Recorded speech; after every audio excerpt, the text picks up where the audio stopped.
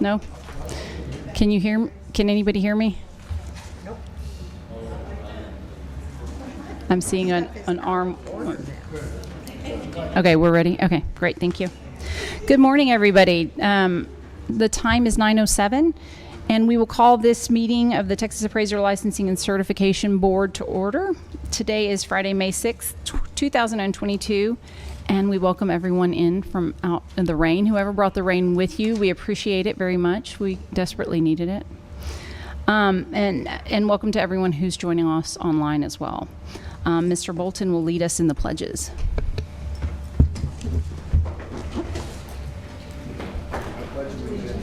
To the flag of the United States of America and to the republic for which it stands, one nation, under God, indivisible, with liberty and justice for all.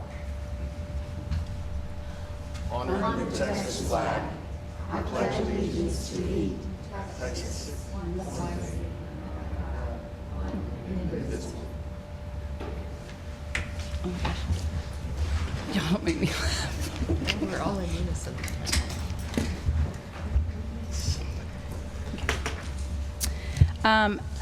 Agenda item number 2 is the roll call and discussion and possible action to excuse board members' absences. We do have 2 board members, Mr. Black and Mr. McAnally, that are absent today, and they both gave prior notice. Madam Chair, Do I have a motion before we do the rest of the roll call, or do we wait? Roll call first? Okay. Thank you, though, I appreciate it. Chair Sarah Oates. Present. Mark McGilvery Lynch. Present. Chance Bolton. present. Clayton Black. Rolando Castro. Present. Carla Escalante Castillo. Present. Mark McNally. Stephanie Robinson. Present. Lisa Sturgill. Present. I would request a motion that we excuse both Mr. Black and Mr. McAnally's Chair. absence. Yes, Mr. I move that we authorize the absences of the missing board members. I second. We have a motion by Mr. Bolton and a second by Ms. Reed Lynch to excuse Mr. Black and Mr. McAnally's absence. Any discussion? All in favor? Aye. Anyone opposed? Motion passes. Agenda item number 3 is the opening remarks and our mission moment. I just want to take this time to mention that if there are any visitors who wish to speak, you must complete a public meetings comment slip, which is either outside the door, and you can hand it to Dion over here to my left. And this morning's mission moment will be by Mrs. Reed Lynch. Good morning. We've been opening our quarterly meetings with board members sharing what being on the Texas Appraiser Licensing and Certification Board means to them. Each member has shared their story. But today, my sharing is more of a reflection. I was asked to be on the Texas Appraiser Licensing and Certification Board in 2016 for a 6-year term. I accepted with pride and a desire to give back to my profession and serve the great state of Texas. Each meeting, there was more to do and more to learn. Recently, I was asked to serve another term, and again, with pride, I accepted. However, this time it was with a greater knowledge of what the job entails. In the past years, I've seen our agency and board address hard issues, hard times, and make changes to improve and better protect our license holders and all of those who use our services. It's easy to be a leader when all is going well, but it's another story when changes need to be made. Our team, with eyes wide open, tackled problems from call hold times, discipline, education, testing, and more. All issues that needed to be tackled honestly and courageously. Today we are in a better place. I believe our success comes and continues down to strong leadership and a good team. A team that serves with integrity by doing the right thing. In summary, the mission for me has been to protect the public, protect appraisers, and protect the appraisal profession. Thank you so much, Ms. Reed Lynch, and thank you for agreeing to a second term. It's been an honor and a pleasure to serve with you. My pleasure. That takes us to agenda item number 4, which is any comments from visitors on non-agenda items. So for anyone that would like to comment on something that's not on today's agenda, you can do so at this time. We have not received any requests for members of the public to speak. Agenda item number 5 is the ratification of the official record of the May 6th, 2022 board meeting as approved for posting on the website by the Secretary of the Board that can be found starting on page 11. I just realized I gave the wrong date when I started the meeting. Okay. Today is August 19th, 2022. Obviously an old note. I apologize for that. Okay. So this is on page 11 in our materials.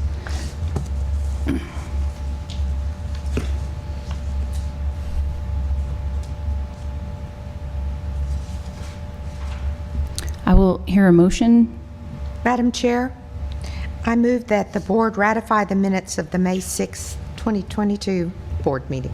And I'll second. We have a motion by Ms. Reed Lynch and a second by Ms. Robinson. Any discussion? All in favor? Aye. Anyone opposed? Motion passes.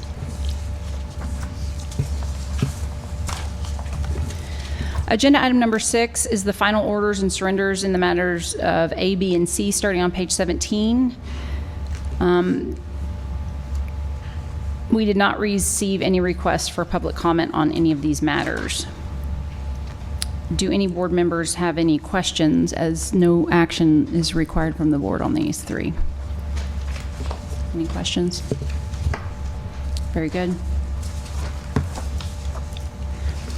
Agenda item number 7 is the report by Education and Licensing Committee. Mr. Castro, the Education Committee report is included in our materials on page 39.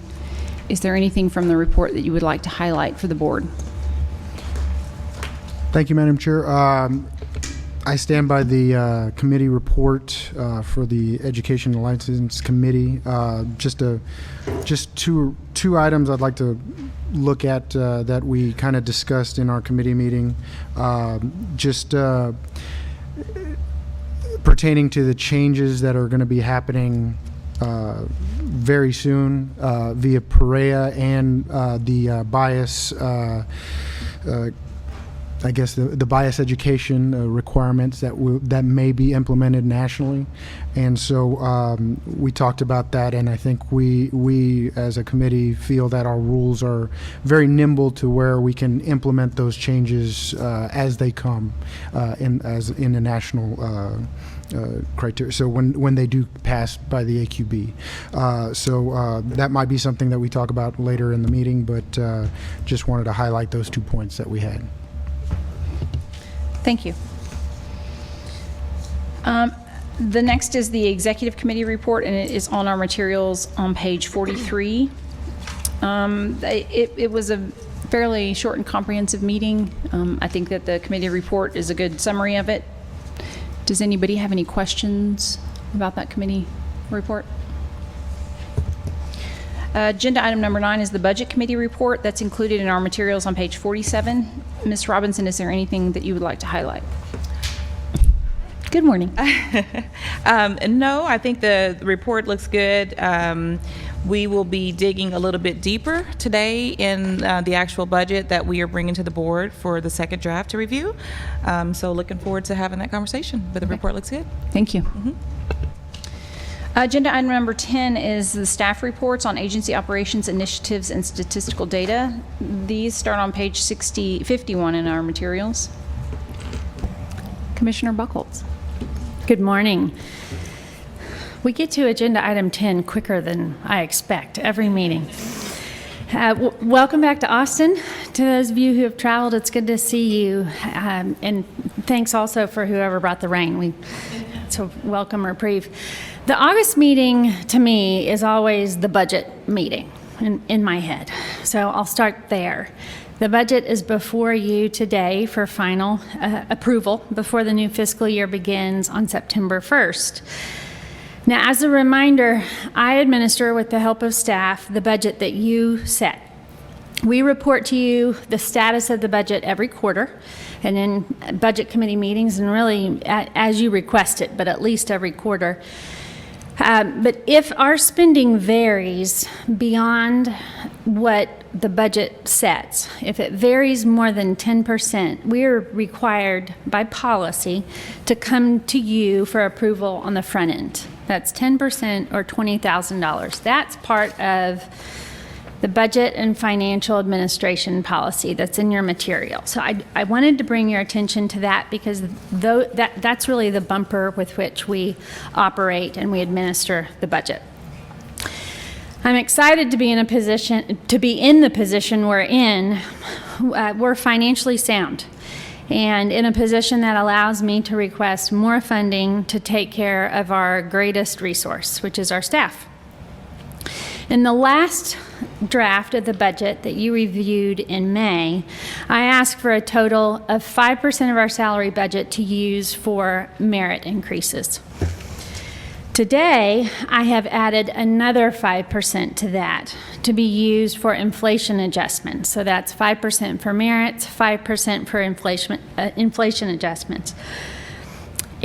At your last meeting in May, you made clear of your desire to take care of staff, and in response to that, I'm bringing this additional 5% to you. I'm very grateful for your willingness to consider this request.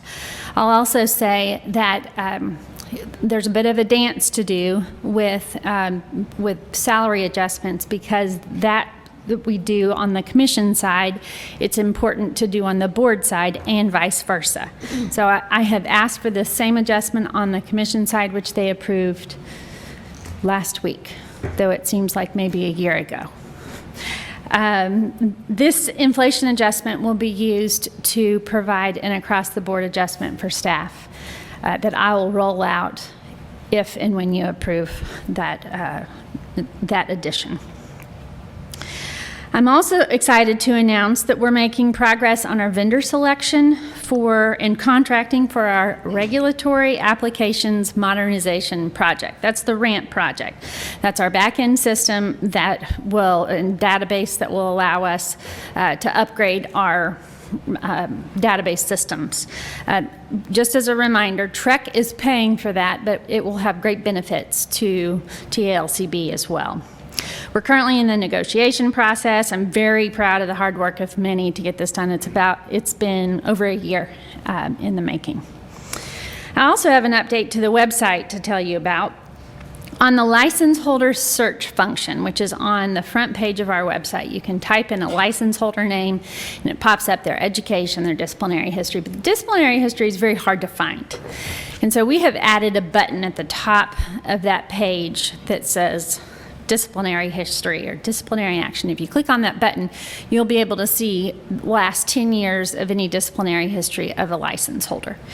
I think that will help in accessibility. That information has already been there, always been there, but it takes a while to dig. So this is just a simplification and an accessibility project. We've done that also on the commission side. Additionally, earlier this month, we hired a human resources director, Pam Pennington.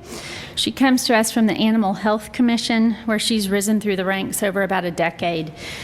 I think Pam will provide wonderful support to the agency, establishing some systems and processes that as we grow are necessary, and provide some internal customer service that will really make the staff's lives easier. So I'm excited to have her on board.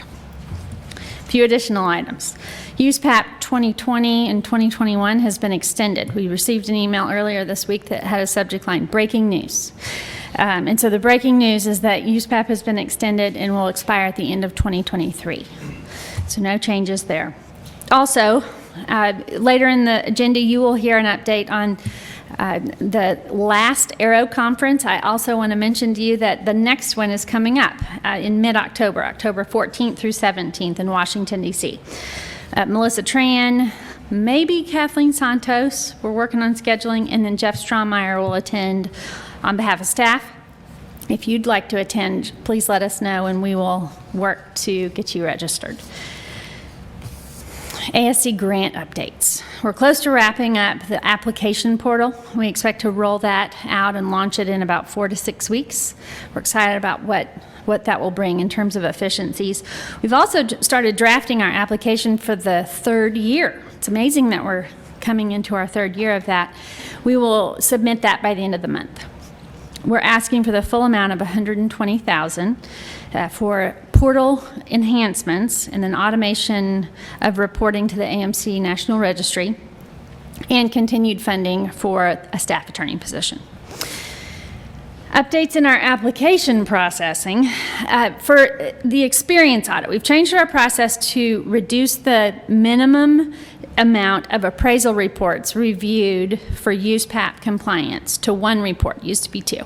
We'll still request at least 2 reports to verify the experience log, but the minimum number of reports reviewed will be reduced to 1.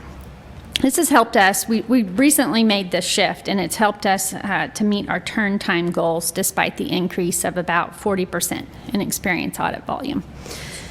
Lastly, updates to our complaint processing. We are working to finalize an MOU, Memorandum of Understanding, with the Texas Workforce Commission. We've been working with their Civil Rights Division at TWC on an MOU regarding the investigations of complaints that allege bias. It's in the final stages. We plan to present it at the Enforcement Committee meeting and then the full board in November, just for your review, just so that you know what it says. This really creates an opportunity for us. TWC has an expertise in civil rights and bias complaints. They do not have an expertise in appraisal complaints. We have an expertise in appraisal complaints. We don't have the expertise in that bias. So we're partnering with them to make sure that we are putting our best foot forward on examining complaints that have aspects of both. Our expertise, of course, is in USPAP, and so this creates a great opportunity for us to cover that well. I'm happy to answer any questions. I've touched on a lot of different topics. I also have staff behind me. We've worked out our system so that they'll come forward really quickly if I don't have the answer to something, but happy to answer any questions. Madam Chair, may I? Ms. Robinson. I had a question. So you mentioned TWC will be working in partnership with us for the bias and complaints. Can you walk us through how that agency was selected to handle the bias part? They have a civil rights division that has expertise in this area. So we'll be working directly with their civil rights division for that. That's awesome. And then when will that be rolling out, did you say? Should be this fall. In the fall, okay. So I think one of my earlier conversations with, I don't know if it was either Kat or Melissa, that thought that the TWC had some sort of fair housing. Is that? It's within the civil rights division. It's within the civil rights. It has fair housing, which I thought that's such a strange thing to be under TWC, right? I thought so too. Yeah. That's why I was questioning, why the TWC thing. Right. But if they have that division within, that's great. Right. That's outstanding. Yeah, that's very good. And I'm just thinking with TWC. That may even help us at some point look at hiring, the process of bringing more diverse appraisers into the marketplace too. Because with them covering the workforce of the state of Texas, there may be some opportunity to collaborate on that as well. We'll look for that. Yeah, just a thought. But that's great. Great news. Thank you. I thought you raised your hand. Any other questions for Commissioner? Thank you, Commissioner.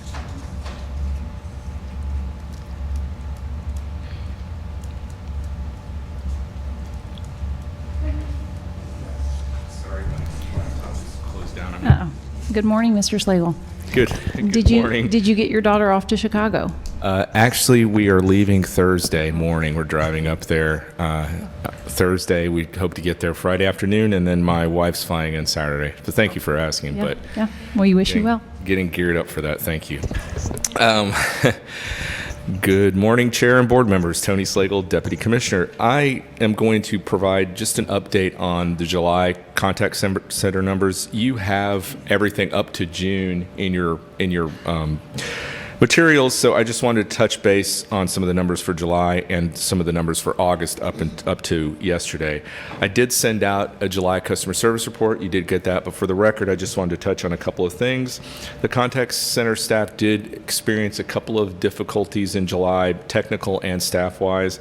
On July 8th, the Department of Informational Resources, which is the agency responsible for IT for a lot of the state agencies, they had an issue and the phone systems in the Capitol complex shut down. And so we had to shut the phones off a little bit after 10. They were down for the entire day. We did message that on social media and on the website, but before we were able to shut the phones down, there was a hold time of just over 6 minutes. So that happened. The following Monday, that was a Friday, the following Monday, people called because of that, and it was also Monday, which is always the busiest day of the week. So we had a bit of a spike from that point, and also we were having issues with staff because some people were out sick. So on that day, there was a 4-minute and 21-second hold time. And then that Wednesday, also because of shortness in staff because of sickness and the Expire program ran, we had a hold time of about 3 minutes and 18 seconds. Those were the 3 outliers. But for the month, we still had great numbers. In the month for the board, we were able to answer just over 96% of the calls. 97 of those calls were handled directly by staff. A little over 2% were handled through the courtesy callback feature, and just about 0.5% were routed for additional assistance. 100% of the emails for July were answered in 1 business day. That is, in fact, the 4th month of, let's see, I'm sorry, that is the 6th month out of the past 7 that we have done that. So that's becoming the new norm. Staff is starting to see an increase in people coming to the lobby. We had 57 people come into the lobby on the 4th floor. That was a 30% increase from June. So people are starting to come into the building. We had an average of 19 people on the phones in July. Robert Hurd, the director of the contact center and the customer relations division, has hired 4 new people. So, and they're currently in training. So once they're on the phones, we will have 24 people able to answer the phones in the agency, which is great.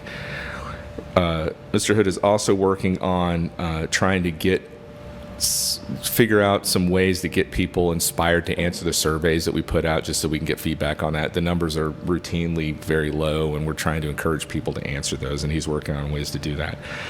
Happy to answer any questions on July before I just touch a couple of highlights for August, if you have any. Okay, so for August, it's great. We did have another day where we had an outage based on some technical issues, but staff is really the lessons learned from the last time. We were able to shut the phones off before there was a large queue on hold, and we were able to get the phones back up and running. The hold time for that day, it was August 10th, I believe, was just over a minute, as opposed to 6 minutes the previous month for a similar issue.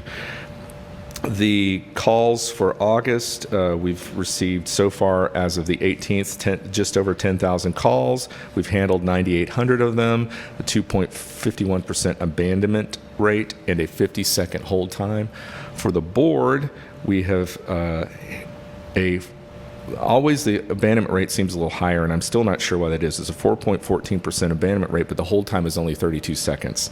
So, and it's roughly, on average, we average about between 6.5% and 7% of the calls are board related every month. So that is all I have for you. If you have any questions for me, I'm happy to answer them. Any questions for Mr. Slagle? Thank you. Thank you. Continued great job. And thank you to Mr. Hood as well.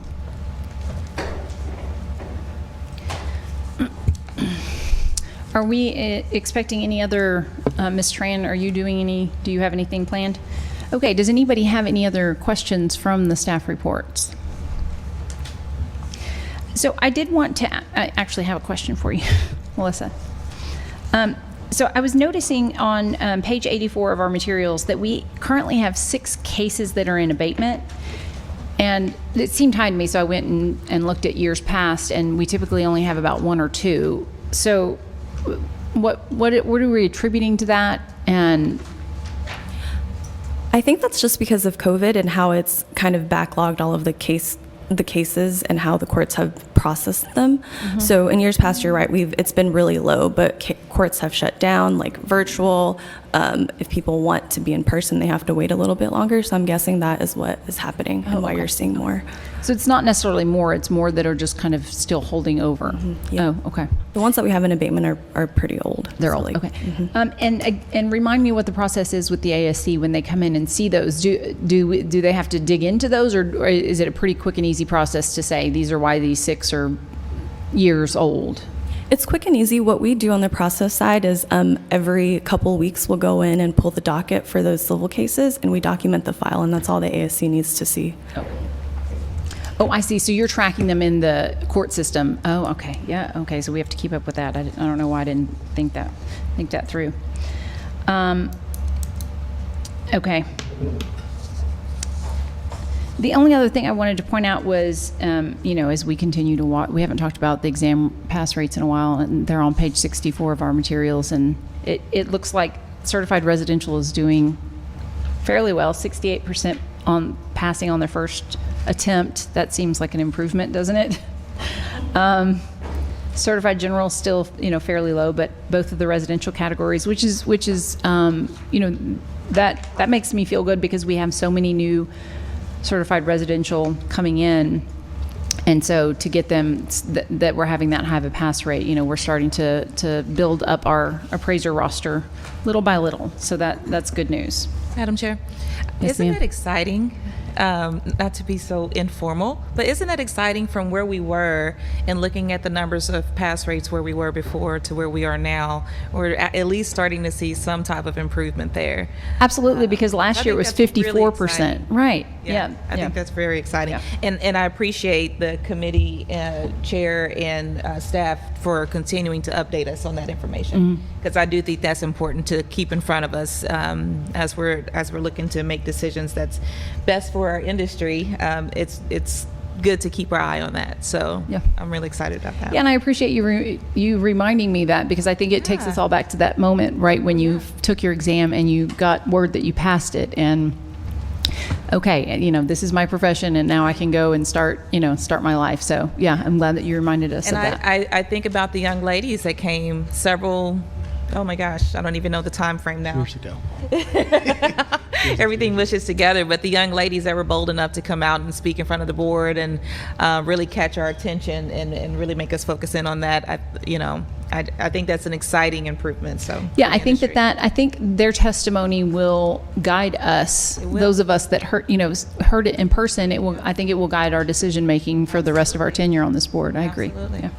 Madam Chair, I just wanted to say that we talked about this in committee, and I think it's a good reflection of how things are going. I don't know what they did on the national side, since we don't get to see the exam itself or what changes are made, but obviously there was a change made, and it has made a significant difference in pass rates. So, we're going to continue keeping this as as something that we monitor. So, but as far as we can see, as far as the when we were talking in committee, it's something that's definitely changed, and for the better. So. And Madam Chair, I think it means that they're actually listening, and that's always good. Did we shake it up enough? As needed. Yeah, sometimes The it's squeaky wheel. needed. Absolutely. Mr. Castro, possibly at your next committee meeting, I don't know how often they publish the national numbers, and Mr. DiBiasio probably can help us, remind us when those come out, but just to make sure the committee sees them, just as a point of comparison. As compared to the national numbers, you say? Okay. I know they're lagging, obviously we don't get real-time numbers like we do here at the state level, but, okay. Very good. Does anybody else have anything from staff reports that they? Actually, I do, Madam Chair. Yes, ma'am. Would it be okay for Director Renata Director Williams, to go over the budget a little bit, because I know that's going to be a big part of what we discuss later, and I just want to make sure as a board that we're all on the same page in terms of her staff reports. Absolutely. So I think we have a dedicated time for that. So Okay, that'll be fine. Right. So at some point later in the meeting, we'll be approving approving it, so I think we'll probably have an opportunity to go over it in Full depth. staff reports at that time? Okay, I just want to make sure you guys have a full view before you approve it. Absolutely. Or not approve it. I appreciate that. Thank you. Okay. Anything else from the staff reports?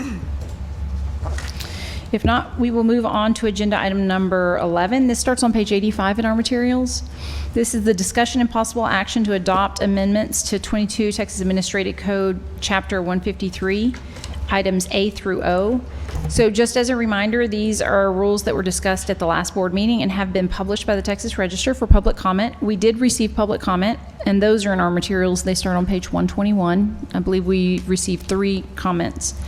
Today, they're before the board again for adoption, and if we do decide to adopt, it will become effective about 20 days after it's submitted to the Texas Register. Ms. Santos. Good morning, Madam Chair, board members. Agenda item number 11, discussion and possible action to adopt amendments to 22 Texas Administrative Code, Chapter 153. And in the interest of time, the specific sections being amended are listed in the agenda and also included in your materials, starting on page 85. This agenda item is the first in a few today that relate to the board's quadrennial rule review. As a reminder, this review is required by statute to take place at least every 4 years. The applicable chapters are reviewed and considered for readoption, revision, or repeal, and this review includes whether the reasons for initially adopting the rule continue to exist.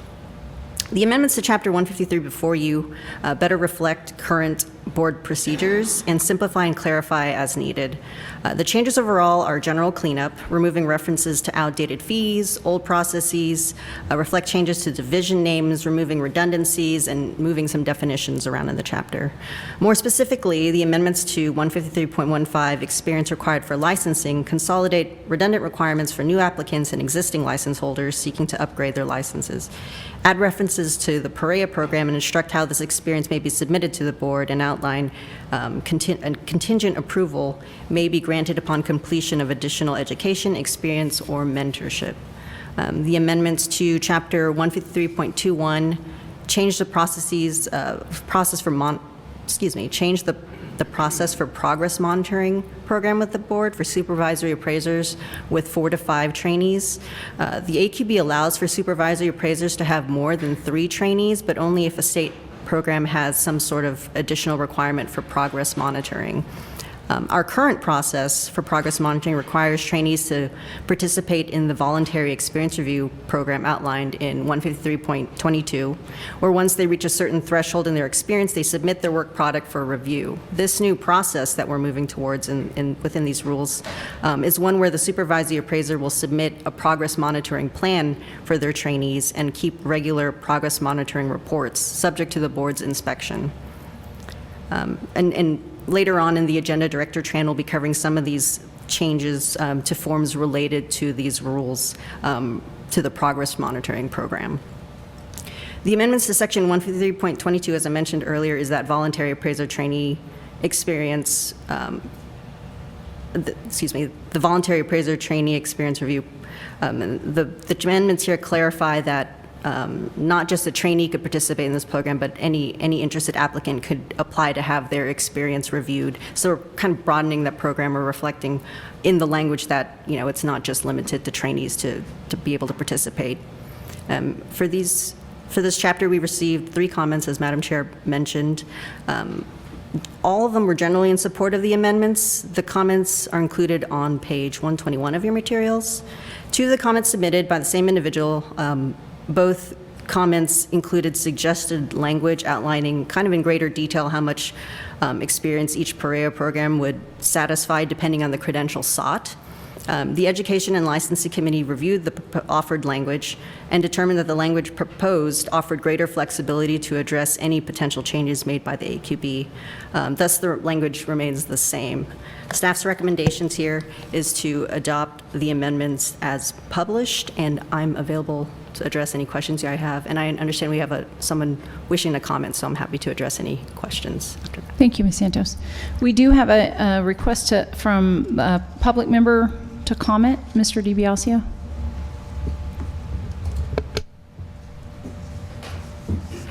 Did you bring the rain with you? You know, it's From funny that you DC? say that because I was out in Las Vegas last week, and it rained the entire You time did, that I so was you there. did. It was you. It was unbelievable. It was crazy, flooding, and it was really. So yeah, I did bring it from Vegas by way of going back home to DC for a couple of days. Thank you, Madam Chair, members of the board. I appreciate the opportunity to be here with you again this morning. And I did want to report one thing before I get into the heart of my comments, which is that our friendly blogger from California has decided to take a week off from his vicious and unfounded attacks on this board and on this agency, and has decided to channel his energies for this week into something entirely different. It's quite humorous, actually. I would encourage you to take a look at it and read it. But every time I see one of his missives, I cringe and just think what good work this board does, and you're just not, you shouldn't be attacked like that. So be that as it may. What is that? I've never heard of that. Okay. There's a blogger from California. He is an appraiser. He's a former journalist, and he has spent probably the last 2 or 3 years investigating. So he claims investigating and literally attacking state boards for what he claims to be violations of state law. Violations of the Constitution in some cases, and in my mind, he's just so far off base. And to read some of his stuff is, he goes off on tangents that I've never. I'm not going to say that, but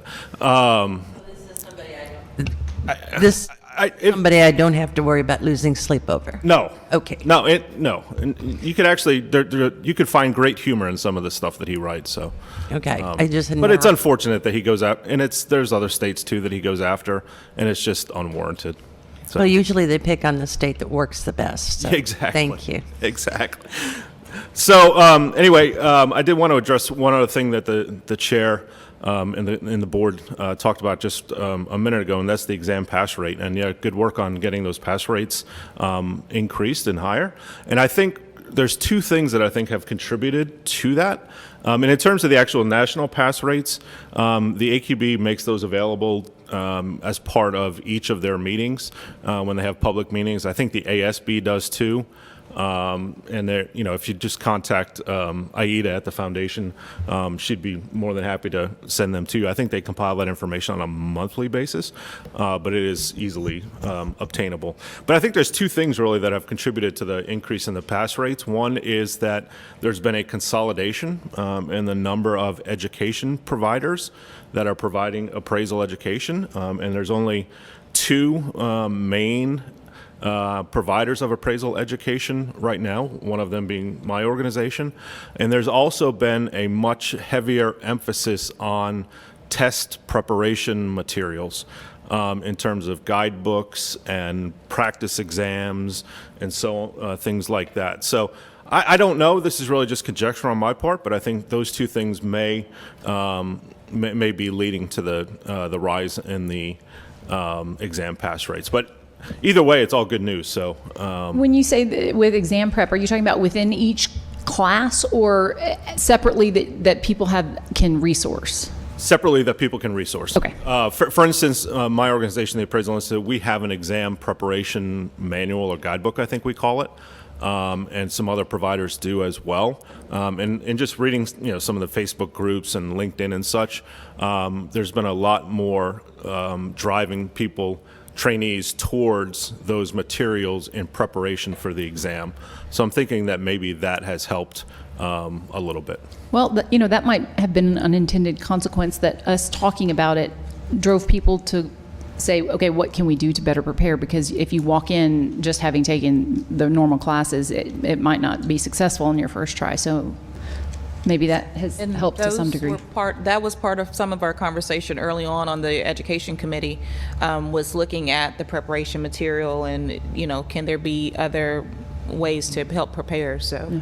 And I know on yours, it has sections of how to take a test. That was one that Lisa and I were talking about, is how to take this type of exam. So I understand what you're saying about that one. It is true. Yeah, you do have that. Great. Yeah, thank you for bringing that to our Yeah. attention. So to get back to the agenda item 11, the proposed rules, I do want to commend the board and the staff for taking the opportunity to include the education components, the hybrid distance, asynchronous and synchronous education components as part of the rules review process for this section of the Texas Administrative Code. I think at the last meeting there was a question as to whether or not it was going to be done separately or part of the rules review process, and I was very pleased to see that it was done as part of the rules review process. So thank you very much for that. All of the education components really look pretty solid, and we have no objections with those moving forward as they are. And you do have my written comments in terms of the PREA related proposed regulations. And I'm not going to reiterate everything that's in my written comment letter because I think it speaks for itself. And I would urge this board to move forward with the rules as they've been brought forth at this point.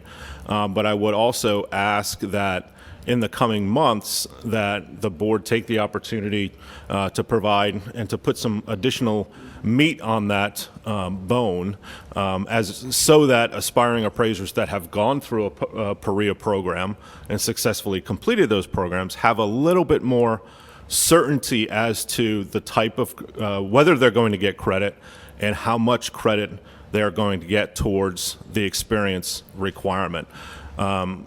I'm always one to support very simplistic rules, but in this case, I do think that there needs to be a little bit more explanation as to what credit somebody will get if they successfully complete that Aqb approved PREA program. And the word may does give me some great pause because it does give to the board and to the agency some discretion as to whether or not to grant that experience credit. And I don't think this board or this staff would do anything like that, but there would be an opportunity for the board and the staff to deny somebody who has gone through an Aqb approved PREA program based upon the language that's in these rules as it currently stands. And we're getting much closer to the time when PREA programs are actually going to be available. We're hearing it could be as early as before the end of this year. And those programs primarily, I think, are going to be coming from AMCs. In terms of our program, we're still on track for a September 2023 delivery date. But I can also tell you that we are way ahead of schedule, so it is likely that our program will be available much sooner than that. And the reason I say that is it just makes the rulemaking process and the timing of the rulemaking process all that much more important. So once those PREA programs are available, aspiring appraisers here in Texas can take advantage of them and have that certainty of knowing, yes, I'm going to get credit, and here's how much credit I'm going to get. So I would just ask that over the coming months you just continue to take a close look at these regulations and to propose additions and modifications as necessary to give folks that certainty that I think they deserve when they go through those PREA programs. So I appreciate the opportunity to be here, and again, we're good with and do appreciate moving the rules forward as they've been proposed, and look forward to continuing to work with the board on putting some more meat on that bone and fleshing them out a little bit so there is a little bit more certainty. So I appreciate that. Madam Chair, Yes, ma'am. I just want to say, as one of the board members that spoke out at the last board meeting about leaving the MACE, make us flexible, I have made it my mission to keep my eye on the PREA programs, and I intend to fully be ready to give people credit once we have looked at it. Without seeing the substance of it, I would never buy a couch for my living room without looking at it, or sitting in it, or napping in it. So That's how I feel about this. But I will keep an eye on it, and I will be the first one to say absolutely. So. Well, thank you very much. I appreciate that. The one challenge that we have is with the time that it takes to promulgate rules. It can be, a 6-9 month process in its entirety. And during that time, if there were it's possible that aspiring appraisers here in Texas that want to get into a PREA program wouldn't be able to do so because the rulemaking process is going on. So I'm a big fan of day one regulatory certainty, so that the day that our program, or any other program for that matter, is available, folks here in Texas have that certainty that if I spend the money and invest the time to go through these programs, I'm going to get all of my experience credit for LR and CR. And if we have that 6-9 month gap, that's just lost opportunity, I think. Well, I would hope that as soon as a program was ready to be launched, that we would be one of the first to see it, and so that you could advertise Texas would accept, so that we can get on the mark. To that point, it's important to remember that states are not going to be reviewing and taking a look at individual programs. That's going to be left to the Appraiser Qualifications Board. You're just taking a look and embracing the concept of PREA as an alternative to the supervisor trainee model. And I understand it is a leap of faith to say that the Aqb is only going to approve high quality programs. But in this case, I think they've put together the guidelines and the parameters and the implementation policies in such a way that there's really no way for less than stellar programs really to slip through the cracks and to become approved. And I can tell you, I've seen parts of our PREA program, and it's pretty impressive. And I hope that you all will be equally as impressed. But it's just important to remember that it's not individual programs that you're going to be looking at. Right. It's just more holistically the concept of PREA. So, Scott, are you saying, and I don't know the answer to this, that are you suggesting that the state of Texas does not get to regulate this in the same manner that we would other education? Correct.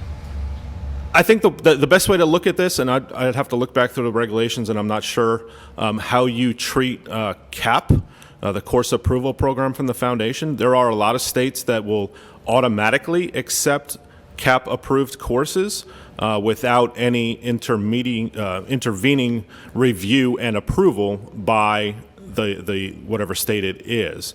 And this process is going to be very similar to that. The providers, and there's 7 of them right now that are in varying stages of developing PREA programs. We're going to submit all of our program to the Aqb. They have a process that they're putting in place that will be an extensive review of those programs. And then once we have that Aqb approval in those states that have embraced the concept of PREA, we'd be able to offer our program. And I think you probably can see the difficulty here, which is that if we had to go to each of the 55 different jurisdictions and try to, quote unquote, sell our PREA program to the appraiser licensing authorities in that state, it just would add an entirely new layer of regulatory approval that we have to go through that would add time and cost to the process. So states are, and again, I understand it's a leap of faith, but states are going to be looking to the Aqb to approve those programs. And in your case, since you are indicating that PREA will be acceptable here in Texas to one degree or another, once somebody goes through that Aqb approved program, it would be approved here in Texas without any in-depth additional review by this board. Do you think that the Institute would be willing to, at some point, show us a preview of what this looks like? Absolutely. We showed a little bit of it at the last Aero meeting, and we'd be, when we get to a point, I think we'd be more than happy to provide you with some additional information, perhaps login information to go through our programs if you'd like. We're still a ways away from being able to do that. And of course, we're going to need beta testers to go through the program to help us to iron out any kinks and let us know areas where we need to improve upon the program and bolster it or whatever. But absolutely, yeah, we are more than willing to make whatever information we can available to state regulators so that you have a greater level of comfort. Yeah, it's just, I understand the concept, and it's just the implementation and all of the, we're hearing about, new technologies and different interactive measures through it, and I'd just like to see what that looks like. Sure. I think Mr. Bolton makes a great point, and if the goal is to try to stay ahead of the game so that there's no delays for Texas appraisers, it's very important that we get a look at least the prototype, the initial stages of kind of what the program is going to, and that helps us to be able to make decisions on policies and different things like that if we can actually see it.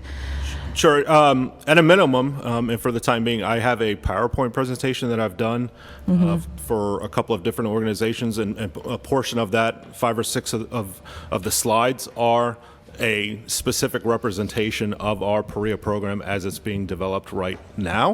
It doesn't show you a whole lot, but it'll give you a sense as to what we're looking at in terms of visuals and technology and those kinds of things. So have you all, let's see, you're released in September 2023, so in 1 year.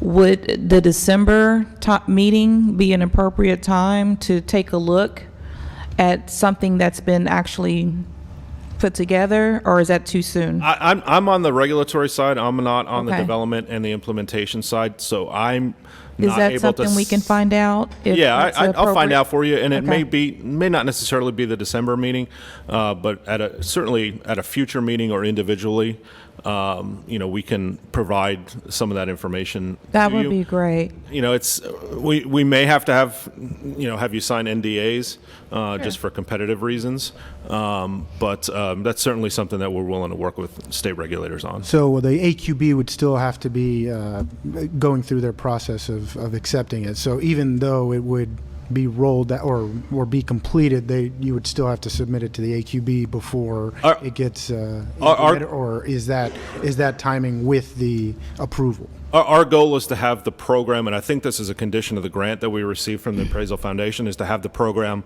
fully approved, fully developed, and ready for the marketplace in September of 2023. Everything done and people able to enroll in the program at that time.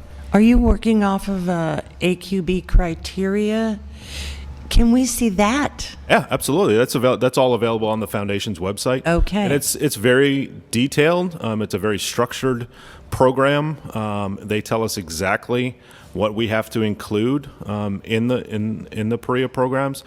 They leave it to our discretion to use different types of technology and different types of computer-based learning to be able to do that. But they have implementation policies. They have curriculum requirements, operational requirements. It's very, very detailed, and all of that they're going to be looking at when we submit our program to them for approval. Well, I think it would be very important for the board to take a look at all of that. Absolutely. And the people on our board that are appraisers, I'm a public member, I wouldn't know anything, but they should really take a look at this and let us know what they think about the criteria itself. To the greatest degree possible, we're trying to replicate what somebody that has a supervisor and is going through the supervisor trainee model, what they would experience in the field. We're just trying to take that and replicate it in a virtual environment and in a simulated environment. Okay. So, Thank you. I'm go sorry, ahead, Chair. Ms. Robbins. Oh, no, I was just going to say, yeah, the sooner you can give us a date on when we can actually see at least a prototype of what that's going to look like, the better it will be for us to make expedient decisions regarding policy and regulations. I will commit to you that I will look into that, and appreciate it. we'll communicate that information through your staff for dissemination. That would be great. And then lastly, I know I brought it up, I believe, at our last, I don't know, it all kind of mushes together, but one of our meetings, ADA accessibility is really big in my book. And so as you take that back to your developers, we'd like to make sure we have that visible in the prototype? Absolutely, and you bring up a very good point, which is I did do some research on that Great. after you brought up that point at whatever meeting it was, and our program will be fully ADA compliant. There are other laws that we have to comply with. Screens will be readable, Awesome. all kinds of different stuff. So absolutely, that's something that when I brought it to their attention, they were like, absolutely, there's we're aware of the laws that we have to abide by and the social responsibility that we have, and that all of that will be I cannot incorporated. wait to see that. Thank you very much. One thing, maybe in the November workshop, you might have a little something, a taste of what's to come, or some information that would be a good topic on our November workshop. and the thought comes to mind now that we will probably be sharing a significant additional information at the Aero meeting in October, so that we can offer that to state regulators from around the country. But for the benefit of those that aren't, those of you that aren't able to attend, we can certainly make all that information available. We're trying to make as much available as we can as it's developed. But as you can imagine, it's changing very rapidly, and there are certain portions that are ready to be debuted and other portions that are not. It's very much a moving target at this point. And again, I'm not on the development implementation side. We've got a whole team of probably 15 people that are working on that, some of whom are in India and around the world. But as our program comes together, I will commit to you that I will make whatever information and access to our program available that I can. So as a reminder, Ms. Santos, please correct me if I'm wrong. By statute, if AQB accepts PREA, then so do we. It doesn't matter what it looks like. That is, unless we make a statutory change. This rule comes at the request of stakeholders saying, your statute says that you will accept it if AQB accepts it, but we would like more certainty than that. And so we wrote this rule to say specifically, explicitly, that we will accept PREA. What Mr. DiBiasio has come to the board several times and sent several emails, and I appreciate it because I think probably everybody in this room has spent money and time on a class before that you get to the finish line and someone says, oh, I'm sorry, that doesn't count. And that is incredibly defeating for anybody. We've all been there before. And so I appreciate the fact that Mr. DiBiasio has come to us and said, in this rule, it says you may award credit as opposed to you shall award credit. And so that's where we are in this discussion, is the may versus the shall. And we have said as a board that our intent is to, and by statute we have to, and we have written it the may because it's consistent with the way that we write our other rules. And to his point, it's not going to always be the 9 of us. It's not always going to be these staff people either.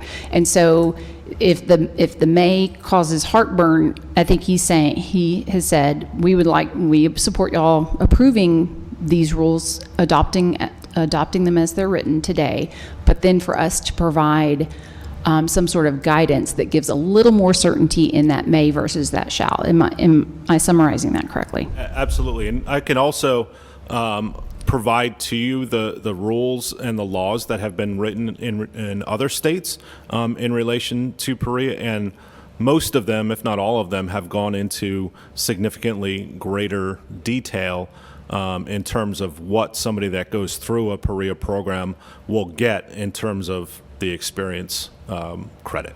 And ours are intentionally have less words so that it can be interpreted more broadly. But again, I understand what he's saying. It's an expensive course to go through to come to the finish line and say that. So I think that it is the intention of our board to do whatever we can to bridge that gap to make sure that there is some certainty. Yeah, and again, I absolutely appreciate the steps that you've taken so far on PREA. And I do understand that this is a rapidly evolving space. And like I said, we'll certainly be willing to work with you on putting some more meat on that bone moving forward.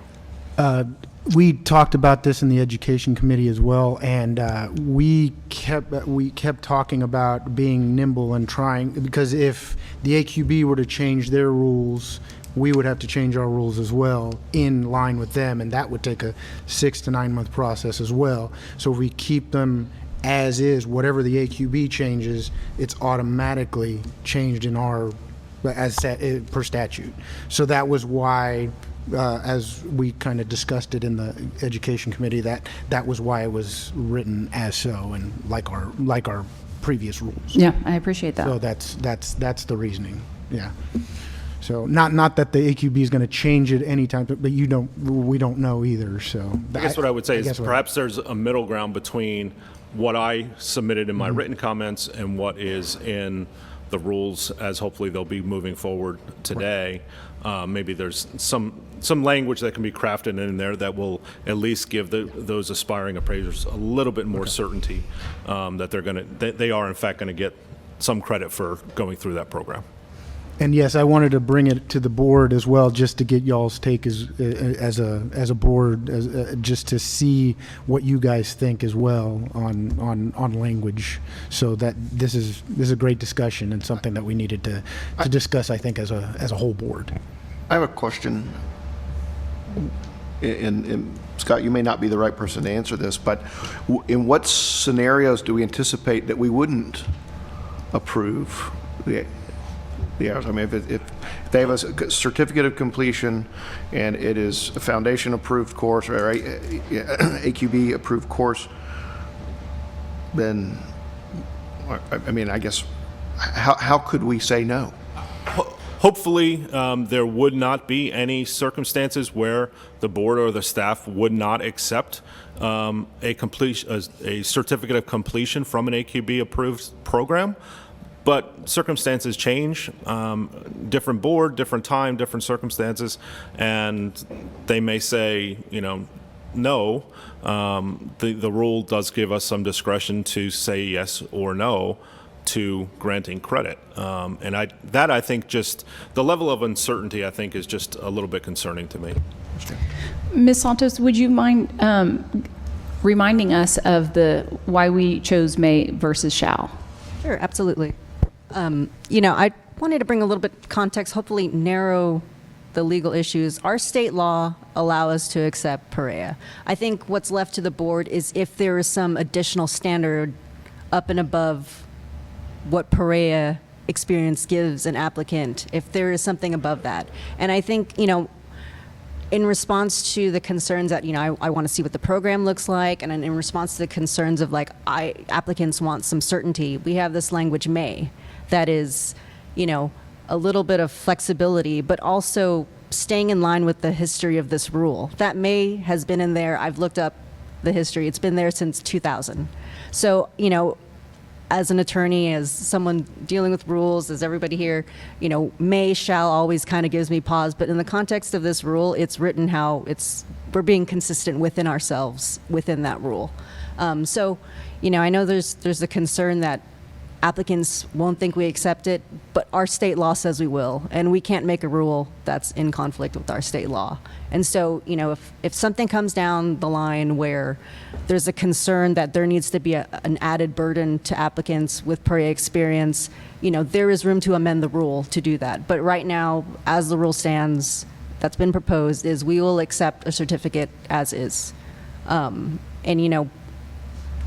The rulemaking process itself also gives any applicant, any provider notice that there might be a shift in that. And so I hope that kind of addresses some of the concerns and some of the questions that have been raised. But if anyone has any additional ones, I'm happy to address it.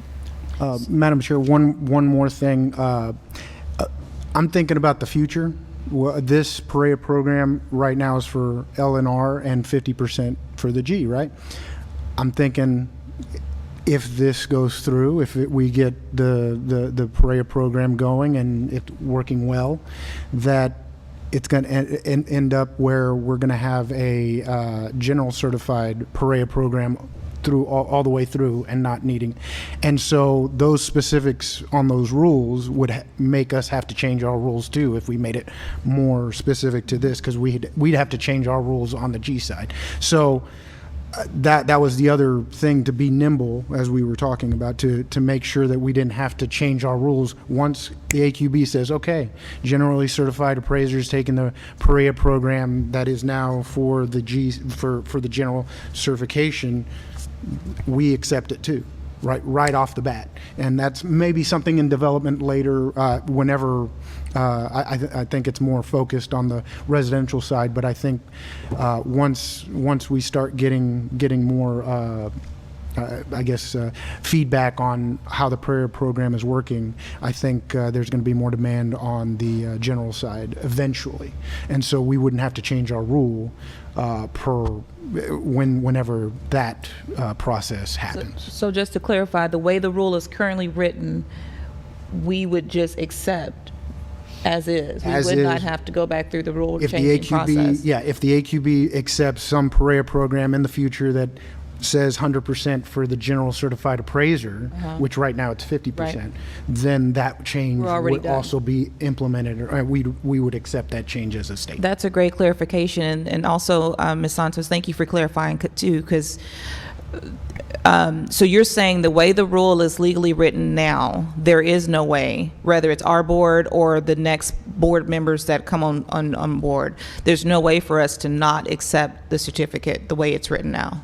Based on a rule. I mean, the legislature that we don't really have control of can fiddle something else. But in terms of the rule, our statute says we accept anything, a category of experience that the AQB says is acceptable. So the burden is not really on us. It's on making sure, it's on the AQB approving those programs. And if they approve it, then regardless of who stands up here, it's accepted.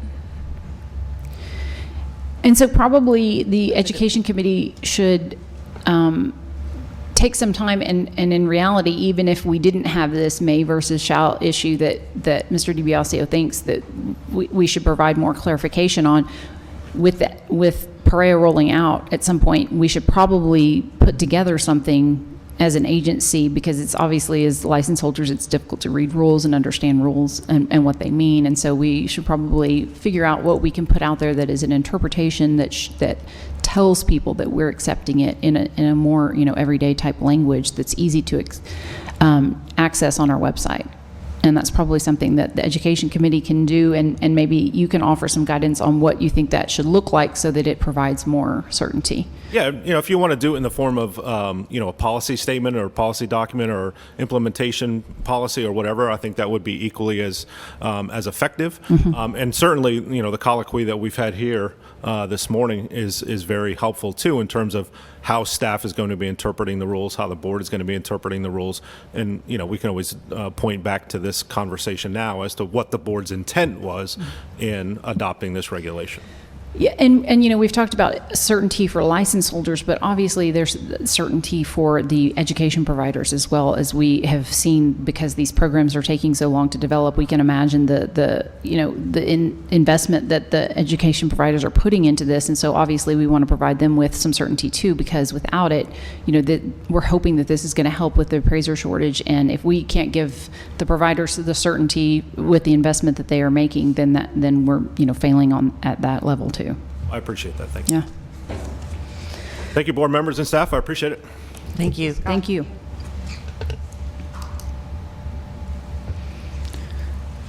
Does anybody have any other questions, any other discussion before we consider a motion?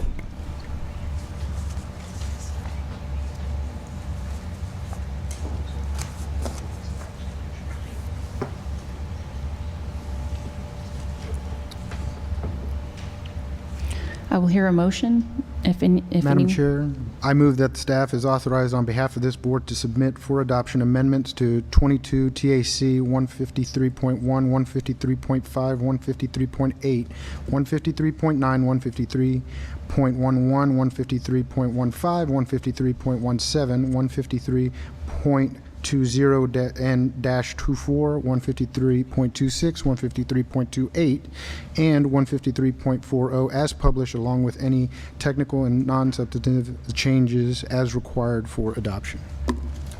He did the hard work, so I'll just second. We have a motion by Mr. Castro, thank you, and a second by Ms. Robinson. Any further discussion? All in favor? Aye. Anyone opposed? The motion passes unanimously.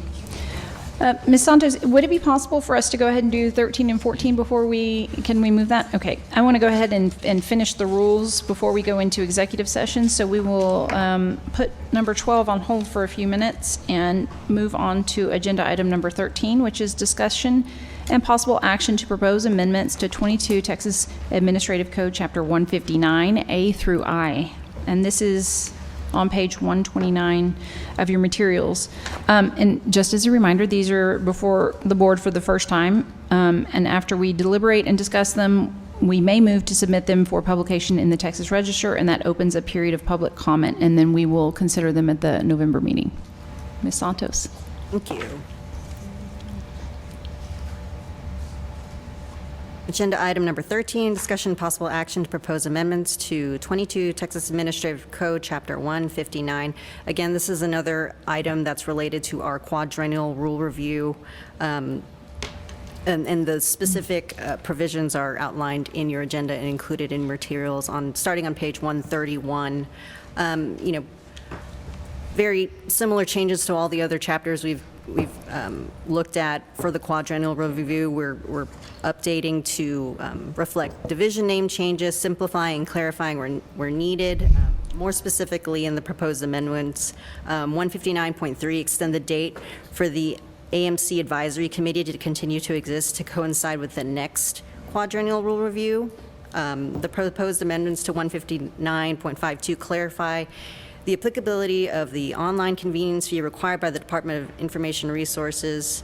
The proposed amendments to 159, 102, and 105 more accurately reflect TLCB's process to verify ownership eligibility for AMCs in accordance with the appraisal subcommittee policy. And that change there was largely in response to that state offsite assessment conducted by the ASC a few months back.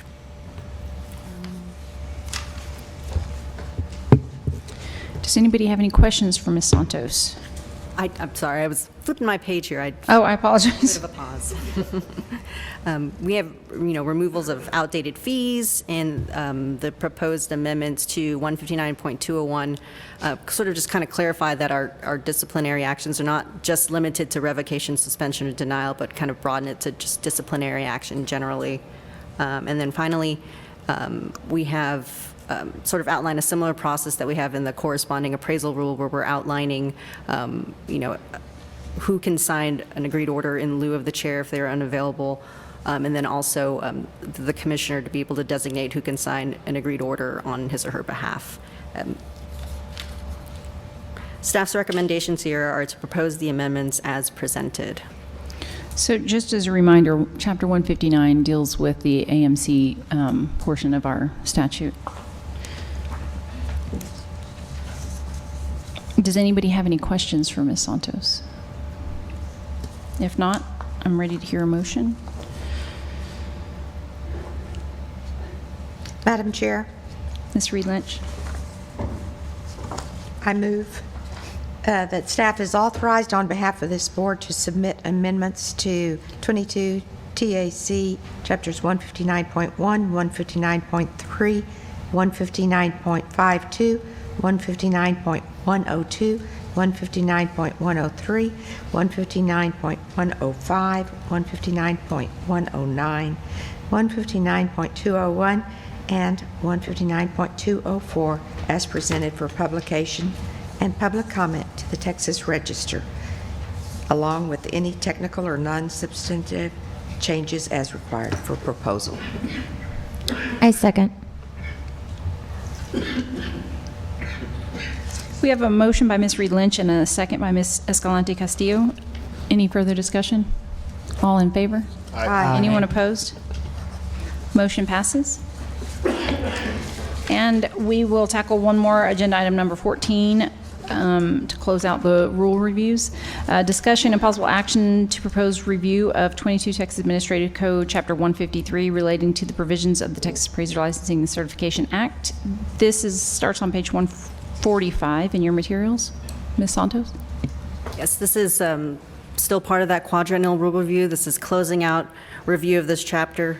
With the amendments adopted today by the board in Chapter 153, the board has completed its review of Chapter 153, and staff's recommendations here is to close review of Chapter 153 as presented. Madam Chair, Mr. Bolton. I move that staff's authorized on behalf of this board to close the review of 22 Texas Administrative Code, Chapter 153, rules relating to provisions of the Texas Appraiser Licensing and Certification Board. I second. We have a motion by Mr. Bolton and a second by Mr. Castro. Any discussion? All those in favor? Aye. Aye. Anyone opposed? Motion passes unanimously.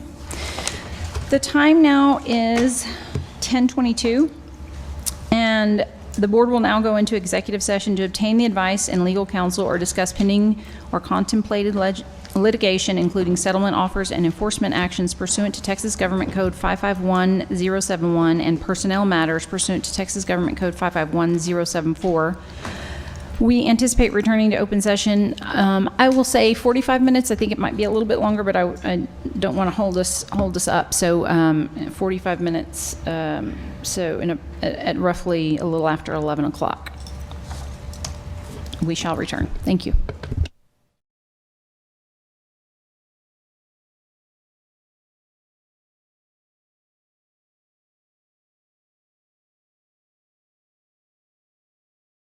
Time is 11:17, and the board is back from executive session and reconvening in open session.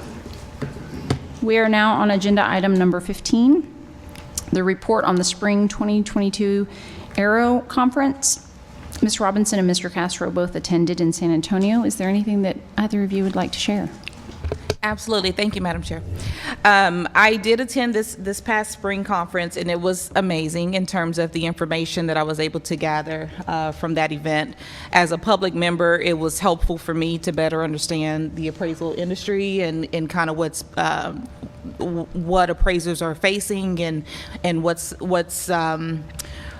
what issues are really hitting the industry right now. One thing that I took away, well, a big thing that I took away, there was a lot of emphasis regarding the PAVE report, P-A-V-E. And to be honest with you, I was kind of embarrassed when I got there because I had not really dug into that until it was brought up during the conference. And so that gave me an opportunity to really do some studying on that particular report. But there's been a PAVE task force that was implemented to help create more equitable housing appraisals. I know we've talked about the fair and unbiased, or the fair and biased appraising that has taken place. It's become a national issue, and that was very it was made known how big of an issue it is on a national level. We've talked about it briefly, I think, in some of our, not briefly, but we've discussed it in some of our previous sessions, but the conference really honed in on that. The importance of making sure that people of color are getting fair treatment and appraising. They honed in on a level that it was very new to me, but exciting that on a national scale this is being addressed. I would urge you guys, if you have not read the report, to do so. Also, pave.hud.gov has an extraordinary video from the White House, and I would advise you guys to look at that. It's about 45 minutes.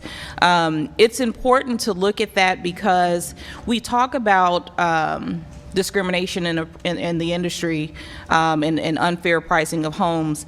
But when you look at that video, they actually have people who have experienced it firsthand and close up, and it talks about how it's not just about that one incident of appraising my home, it's about generational wealth that is affected because now the value of my home is not perhaps what it should be. So I do urge you guys to all look at that video. It is 45 minutes, but it just gives you a personal touch to it, particularly if you have not experienced it yourself or personally, been in that situation. That video is important. And then also taking a look at the PAVE action plan. From a federal level, what they are hoping to do in order to bridge the gap of inequality in appraisals. So those are things I took away from the conference. Again, things that I knew exist, but not at the level on a national scale. So I was very pleased to get that information from there. Thank you, Madam Chair. Those are some great points on the PAVE report. I also remember hearing a lot about that, and when asked, I know we've talked about, the commissioner came up and said that the use PAP hasn't changed since it's still the continuing one from 2021. So, but I know in use PAP classes, I know that I've taken, and I think we discussed this, that they are addressing that issue now, even though use PAP hasn't changed. And I know that was another issue that was going to be brought up. I think in the next iteration of use PAP was a change to the ethics rule, and they were discussing that. So a non-discriminatory portion is being discussed, and that they're maybe adding some rules to the ethics rule pertaining to bias and stuff. So, but that would be in the ASB, I think, portion of the Aero conference that we were discussing. Particularly for me, in pertaining to education, since I'm on the education committee, what came out was some good things from the foundation were that they are hopefully giving some trainees or potential trainees in the new PAREA programs availability to grants and signing up for those and going through if they have any if cost is an issue for them to complete the PAREA program, that the Appraisal Foundation was going to open up a grant program for those particular people that may not have the resources, monetary resources, to complete the program, or if that's a hindrance, that would be an option for them to sign up for. So that was something that I took away from the Appraisal Foundation portion. And that one more issue that I think I had brought up earlier and that I asked a question about was when the PAREA program becomes fully implemented, it's going to be a kind of a change in the trainee supervisory dynamic. What I had asked was, so I understand that you take your classes and then you take your PAREA certification, then you're ready to sit for the exam. And I had asked, so do you even need to sign up to be a trainee in order to sit for the exam? Like, is that even an option? And from what I gathered, they said, no, you can take all your classes. You don't have to be a trainee in order to take Appraiser classes. You don't have to be a trainee in order to take the PAREA program. And in order to sit for the exam, you just have to have those two criteria met. And we wouldn't, as we've discussed before, we wouldn't know until they sign up and apply for the exam that they're even trying to become an appraiser. So I asked, would that change the trainee kind of program? Would that, the licensee kind of thing? And they said, well, that would be something that they don't have to be a trainee in order to sit for the exam. So I don't know if that's an issue that needs to be brought up for a later discussion, but and that might impact our, I guess, trainee numbers, because the only trainee, I guess, track would be for the general certification, because you need 50%, as of now, you need 50% of your experience as a general certified appraiser, as not residential. You can do the PAREA program 50%, and then 50% be that general kind of commercial stuff. So that part of it is fine. You'll need a supervisor for that. But on the residential side, can take all your classes, can do the PAREA program, and you bring that to us in your application, and you're ready to sit for the exam.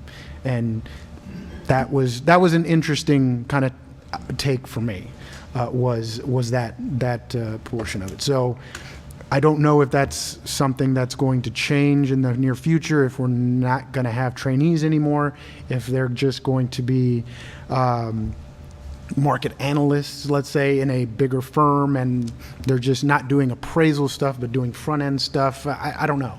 I don't know what that evolution is going to be, but I think we got to be cognizant in seeing that these changes may be happening because of this program.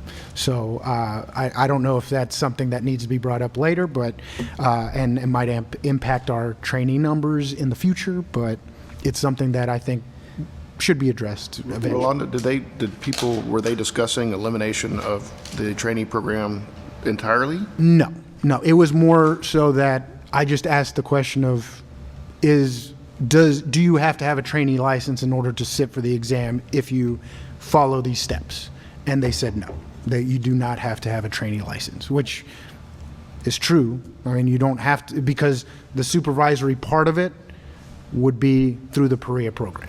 Well, I would just think that most people, most would elect to do this because it's a quicker process. I agree. And, you know, in my mind, the question I'm asking is, what does that do to the agency as far as staffing that we need, audits? Well, right, because I'm looking, we have 1,500 trainees, and if 75% of them are, on track for residential and they disappear, and some of these trainees renew every 2 years for 10 years or, more sometimes, that obviously is going to affect our bottom line. On that point, for the 2 years and stuff, they are, from what we found in our, when we talked about it in the education committee, those particular people that are renewing every 2 years are career trainees. They're going to be there for the long haul, whereas the people that are more motivated to get their license or their general certification, they don't renew every 2 years. They maybe do it once, but the career ones that do it every 2 years, I think that's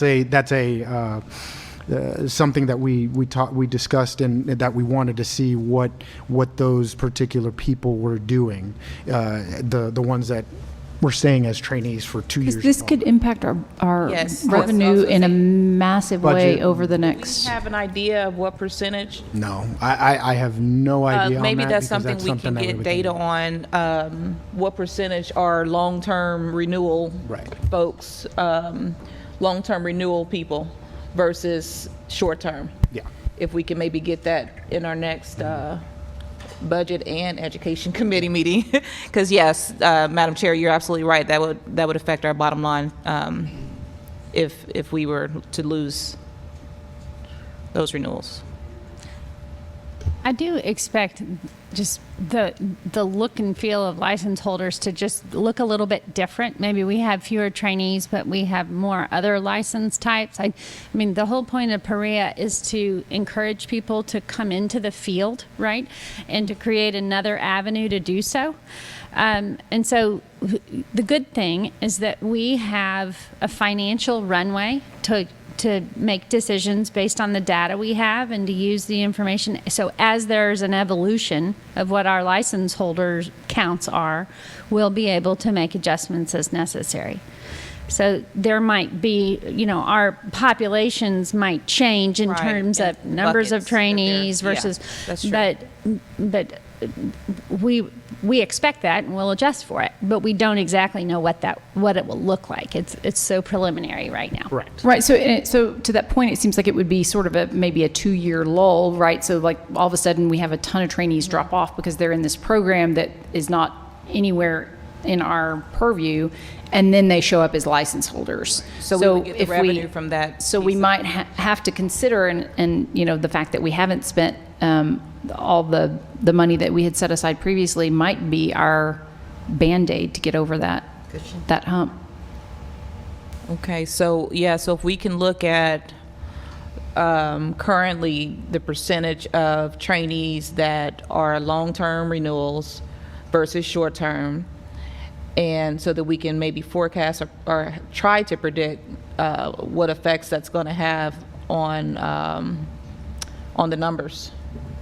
Because we will have a dip there as we transition, and so we got to make sure we're ready for that. And I mean, it's long term, because PREA, I mean, most of these programs, as it was discussed in the Aero, it was going to be a year, 2 years before we're seeing PREA programs that are widespread. And then as people get into the program and understand that, oh, well, maybe I don't have to pay for a trainee license then, I mean, because of this. I then- want to make sure we have a good contingency fund, which we do now. I mean, we're very healthy, but It's a little more long-term, though. I mean, but I'm just foreseeing Yeah. What could happen, honestly, yeah. what I would do as a potential appraiser. Well, I don't want to have to, that's another fee that I don't have to pay kind of thing, or whatever, you know, I understand, that, I get it from that standpoint. It's just, most of the trainees will work under somebody that supervising them in some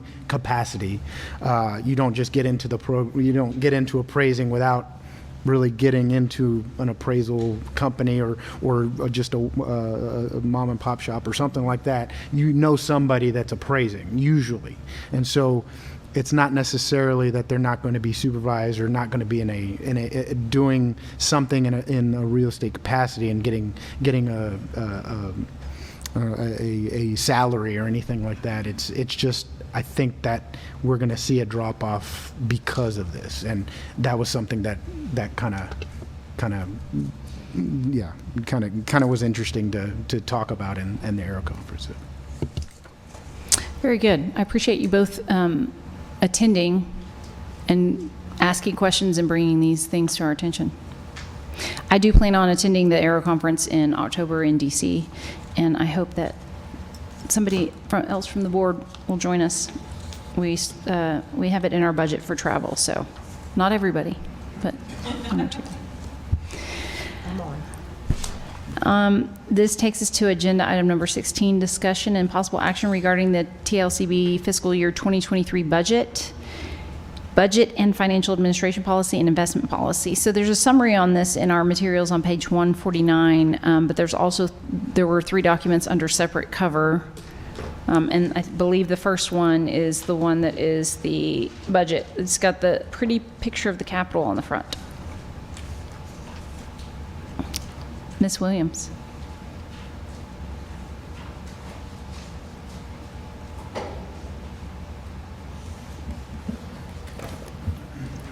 Good morning, Madam Chair. And yes, I will be discussing the budget, which looks like this.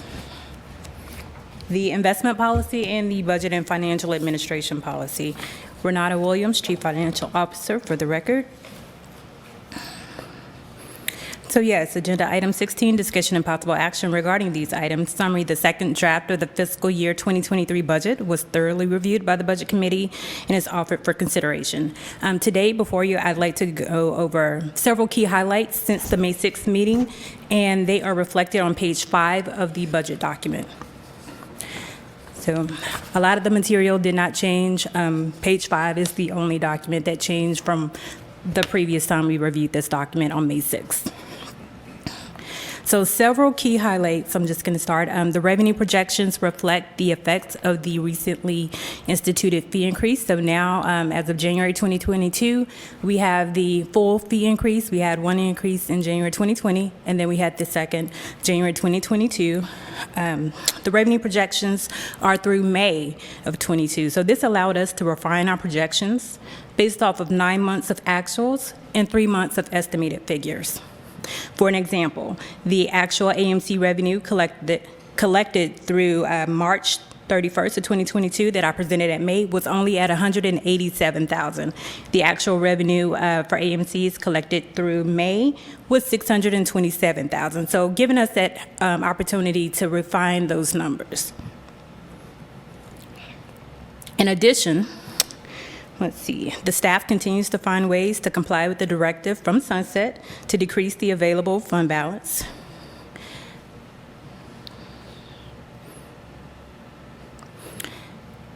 Let's see.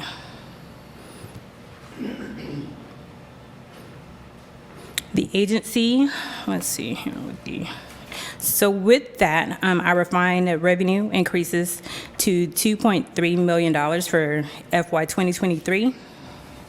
Which, and then $2.7 million for 24 and $2.2 million for FY 25. And again, FY 23 is the only year that's considered for adoption. 24 and 25 are just for forecasting purposes.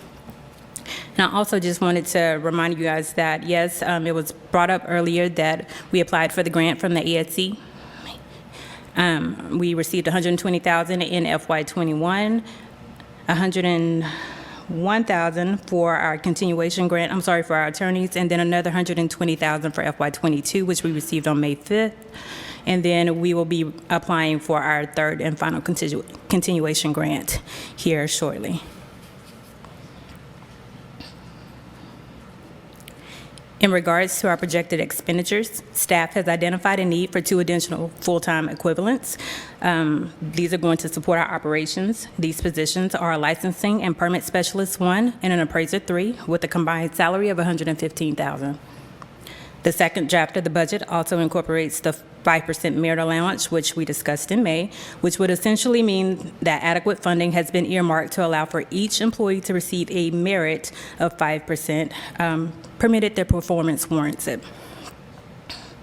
In addition to that 5%, another salary allowance was developed.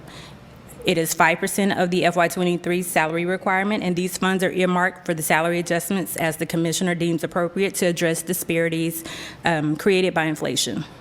This allows the agency to provide a total compensation packet that allows us to remain competitive amongst the public sector. This increase from draft 1 to draft 2, which is before you, is only $117,000 increase.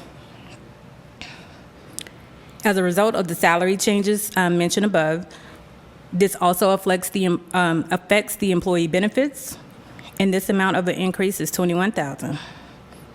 The estimate for the contract appraiser support decreased in FY25 due to the agency expecting that due to staffing increases and increased efficiencies, the implementation of the new licensing database, we would not need the additional contractor support at that same level.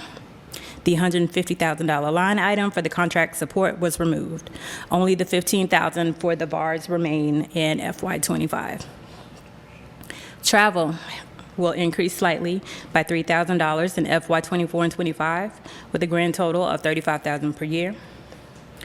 Other operating expenses increased from $108,000 to $109,000. This is due to an increase for the DPS interagency contract based off of recent invoices that they submitted in May of 22. Do we have any questions regarding page 5? I do. You said that this reflected changes since the May meeting. Yes. Does it reflect changes since the budget committee meeting? The changes that we discussed in the budget committee meeting are incorporated in this document. So we met May 6th, and that document is on page 4. And then any changes that we discussed at the budget committee meeting are incorporated in this document. Okay. So the primary, the biggest change is related to staff doing the merit plus the cost of living adjustment. When we met last board meeting, we had looked at, the committee had agreed to put in front of the board the merit, the 5% merit, which we all thought was a good idea to be used according, at the commissioner's disclosure as far as based on performance. But what came up in that meeting was, well, what about cost of living and inflation? And so when we met again, that was to, as a committee, that was to address the cost of living and inflation, 5% that's put in there. So from our last board meeting, the major difference in the budget is going to be related to adding the additional 5% to address cost of living and inflation for our staff. And what I do like is how it was presented in the committee meeting. And we don't have to go into details, because it may change, but in terms of how that's going to be allocated or potentially allocated. But anyway, that's the major change from the last board meeting, is adding the additional 5% to the budget to cover cost of living. Now, a couple things I want to point out is, one, Ms. Williams, you can give me the numbers, so I don't mess it up, but we have a large contingency fund. What is that right now? When I look Or roughly 2 this million? morning, it is, we actually have 2.7 million sitting in the bank this morning. All right, so what I want the board to look at is that we have 2.7 approximately $1 million in our contingency fund that's just sitting there. The sunset has directed us to spend that down because they feel like that's too big of an amount for us to just hold. And so this year, this next budget year, I think is a great opportunity to invest some of that money into our staff and helping to be more competitive. We all know that hiring right now is very difficult. We're not only competing against other agencies, we're competing against the private sector as well. And so we want to make sure that we're competitive in keeping our staff and also responsive to the inflation. So because we have that big contingency fund of 2.7 million and we have been directed to use that money and get it down, this is why this is an opportunity to look at increasing the budget for staff.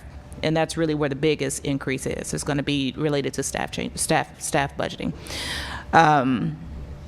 So generally speaking, if you guys have looked at the new budget, generally speaking, I'm not one for seeing red numbers when it comes to operational deficits. You will look at the 2023 budget; it'll show at the end there that it looks like we took an operating loss on that. Just know it's for good reason. One, because we have been directed to spend down our 2.7 million, and two, because we are seeking to invest in our team to make sure that we are taking care of our team as best to our ability.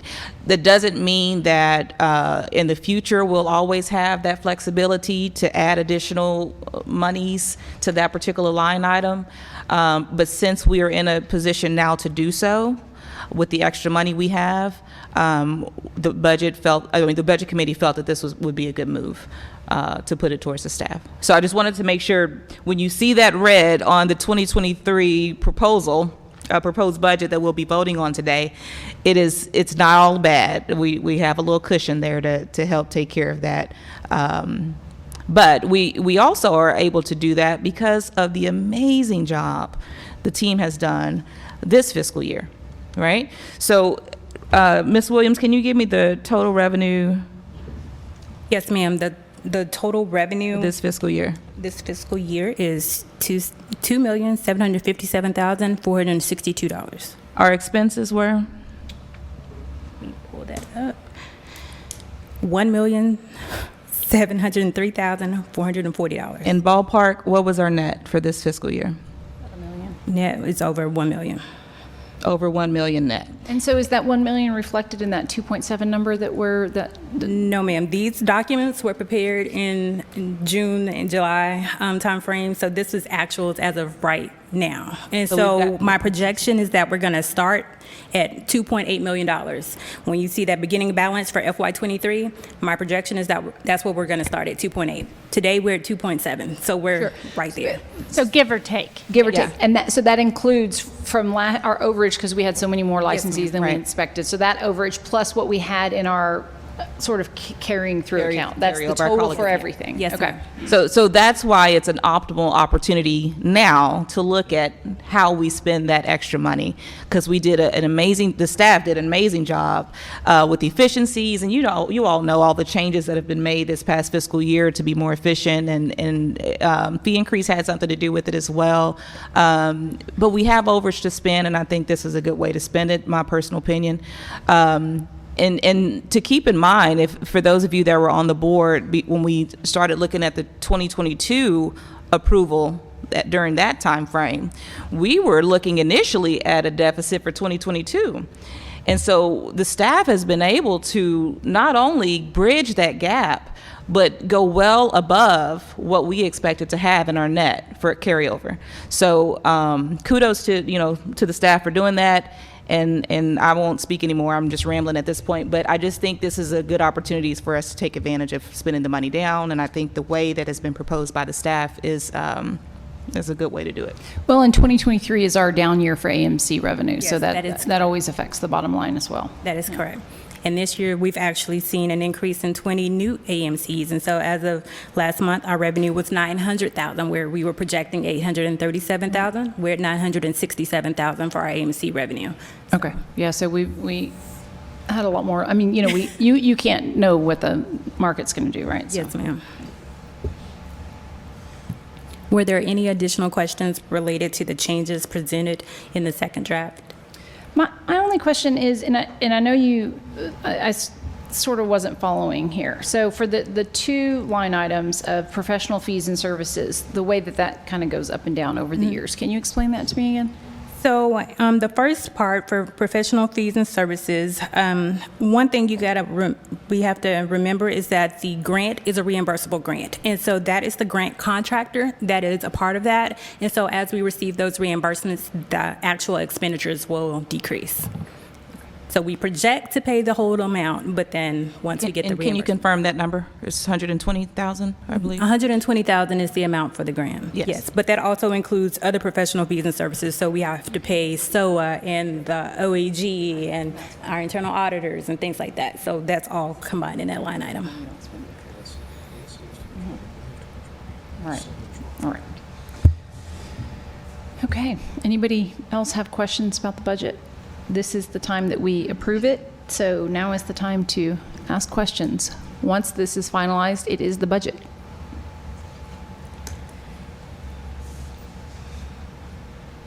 Okay. I greatly appreciate Ms. Robinson and the Budget Committee for their hard work on this and paying attention to all of the details. That is one of our most important functions as board members, and I certainly appreciate the time and effort that you've spent in looking at it. All right. And ma'am, do you want me to just briefly go into the budget policy and everything as well, and then you guys make one motion? Absolutely. Okay. That's a great idea. Yes, ma'am. All right, and also before you is the FY 2023 Budget and Financial Administration Policy. We have a statutory requirement to review this annually. We did not make any changes to this document. It has been reviewed by the Budget Committee. We made changes last year, and also in the FY 2023 investment policy. This was amended in November, this past November, to make some changes to be a little more transparent regarding that education reserve that we had and how we're spending that down, using the education, the Aero conferences, the travel related to that as expenses that are allowable expenses. So just wanted to just go over that. Again, we have a statutory requirement to review it. Nothing really has to be approved regarding this document.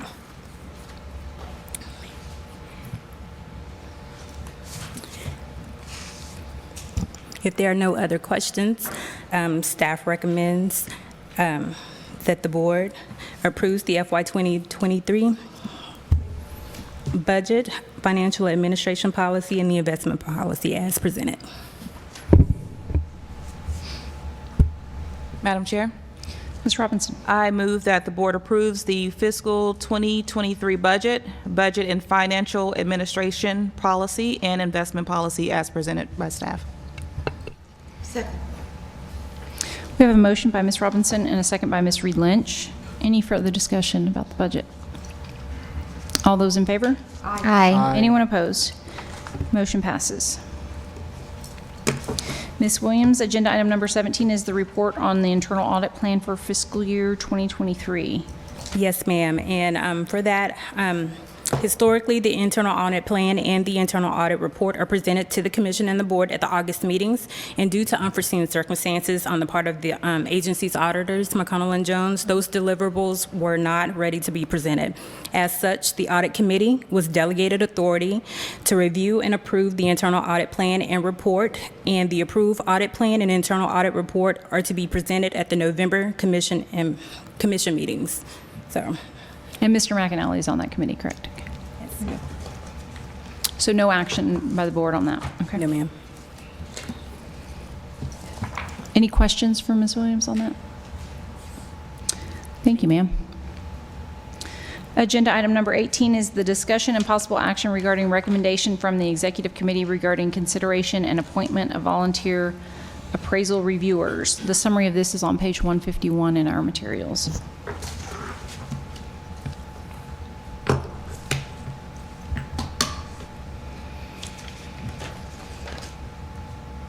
Sorry, Ms. Santos. Hello again, board members. Before you, agenda item 18, discussion possible action regarding the recommendation from the executive committee regarding appointment of the volunteer appraiser reviewers. If you recall back at the February meeting, that is when you all appointed the participants in this program. They typically serve for a 2-year cycle. They primarily conduct the work product reviews, and these are appraisers in the appraiser community that volunteer and take a look at people's work product. The thought was, and staff brought this to the attention of the executive committee, was it would be to the benefit of the agency if this could just be a standing program where applicants could apply year-round. That would help, for the health of the program, but also make sure that we have resources available to utilize these folks in conducting work product reviews. And so in order to facilitate that, process, we would request the board to delegate authority to the executive committee, that approval process, rather than having to wait for each quarterly meeting to do this and having that item happen at every single meeting. The thought was if we could just delegate authority to the executive committee for approval of these folks, then it would just streamline the process. And so the executive committee is recommending this move, and also staff as well. And I'm available to address any questions you may have. So this came about because we were watching I get emails occasionally when, what's taking so long with the trainee audits, and obviously we're doing them so much more quickly than we were a few years ago, but people are impatient.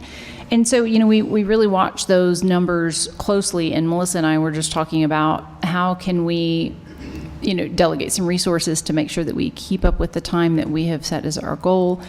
And it sort of came up, well, we have a finite number of contract reviewers that we can use. And I just said, is there a way that we can approve as opposed to once every 2 years, so that we can be a little more nimble, so that at times like this, when we have a lot more applicants, that we can process them more quickly. And so we just sort of came up with this idea, as opposed to doing it every 2 years at the board meeting, that as the executive committee. And essentially what happens is that staff gets the application and vets the person and then brings them forward, and then we approve them as the board. And so this would just happen at the executive meeting instead. So would that mean that, would we still do it formally every 2 years at the board meeting, or would we? No, I think they would serve on a 2-year cycle, but that wouldn't have to happen at a board meeting. It would essentially happen at that committee level, that approval process. So my only thought is that when it's in the board materials, who this population is, it then becomes a matter of public record, which I think is beneficial. And so I don't want to lose sight of that. I think it would be reflected in each committee report, and we could find a way to include that on who's been approved in the materials. Great idea. I think that everyone's aware. That lends to the transparency of who these people are that are working for us. One thing, and I'm in favor of this, but what if somebody on the board objects to, so that person, I know them and I don't think they're qualified, or something to that extent? That would Does happen not matter anymore? That would happen at the executive committee meeting, correct? Or are you saying beyond that, if there was Well, someone? if it's delegated to the executive committee, then the board as a whole would no longer have access to those applications, correct? Well, I mean, I think we were saying we'd include that in the materials at the very next meeting of what the executive committee, who they considered. It is a delegation of authority. It's sort of the approval, but if something did come up where it could be on the agenda, another agenda item at the following meeting, to take that up if there was this. Okay, yeah, as long as there's a mechanism to deal with those kinds of issues, I think that's fine. Yeah. So the executive committee would not necessarily be, that would be approving it and then putting it in the material for the board meeting, and then a board member has the option to challenge that approval? Well, I mean, I guess at that point, the approval's already taken place, essentially. That is, yeah. I mean, essentially, that's the approval process. So I think what Mr. Bolton Instead of is the saying full is, board. at what point do we get an opportunity to say we don't want that person? Is that? And I think what we're saying here is that you don't get that opportunity, is that the board has delegated that authority to the executive committee. So could we make it to where we still do it formally at the board meeting, so that if there was somebody that that somebody who's not on the executive committee knows and says, I don't think they should be on, that they have to essentially be re-renewed, if that makes sense. So, I mean, they would still get the approval of the executive committee and be able to work for us for a certain amount of time, but at some certain point at the February board meeting or whatever, we then reconfirm that entire list, if that makes sense. Does that? I mean, this is sort of what mechanism are you all comfortable with? Right. The delegation of authority is that delegation of authority to the executive committee. It's still on that 2-year cycle, so someone would have to get reappointed again. I mean, it won't go on forever. If there is something that comes up, But you're saying the 2-year cycle would then be from the date of the executive committee and not the date of the approval. So would it be possible, I'm just thinking out loud, would it be possible to, as those applications come in, present them at the next board meeting, and then since we always have an executive committee meeting after those board meetings, if you present it at the board meeting for all the applicants, then we have an opportunity as board members to say, oh, well, I'm not sure about, or we can discuss, and then still delegate the authority? I mean, I think at that point, we're not really delegating anymore. Right. And that's really the whole efficiency. I mean, not that these aren't valid concerns or anything, but, that really is the efficiency of the process, where we don't have an item at every single meeting. To look at that, yeah. What about, I'm sorry, go ahead. Oh, no, I was just going to say, we already delegated authority to our executive committee. If we don't trust them to make the correct decisions. Well, I think, and you would think that we weren't part of this discussion previously, but I think maybe when you asked the question, I did think, well, there is Mr. Castro and Mr. McAnally and the other appraisers on the board that might know these people in a way that we don't know them. Well, if you feel that way, then you contact those board members and ask, do you know them? Well, that's when we're crossing the line of. What about this? When we get new applications, we send it to all the board members. If they have any reservations, they can contact the general counsel, say, before this goes to the executive committee, I have this concern.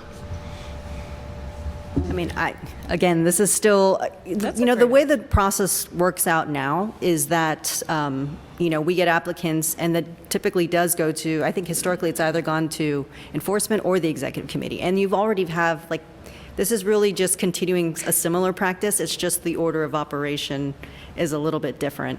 I'm always hesitant to get us into a walking quorum situation for obvious reasons.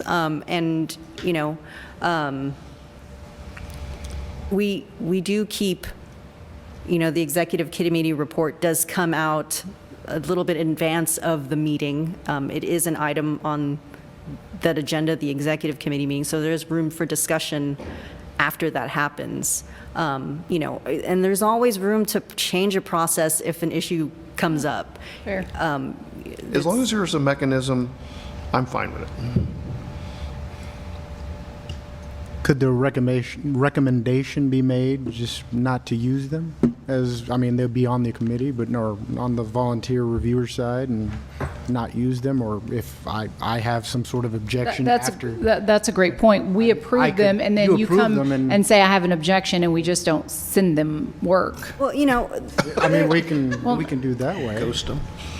I don't know if that's a There's always been some discretion on part of staff because some of them have differing specialties. So, there's some flexibility there, and is all I'm saying with how we've kind of envisioned the process moving forward. I think there's flexibility there. Now, what would be so let's say, we've had a board meeting, and now I know after they've approved them, I have their application, I know who's going to be on, and I know somebody or whatnot, and I have concerns or whatnot.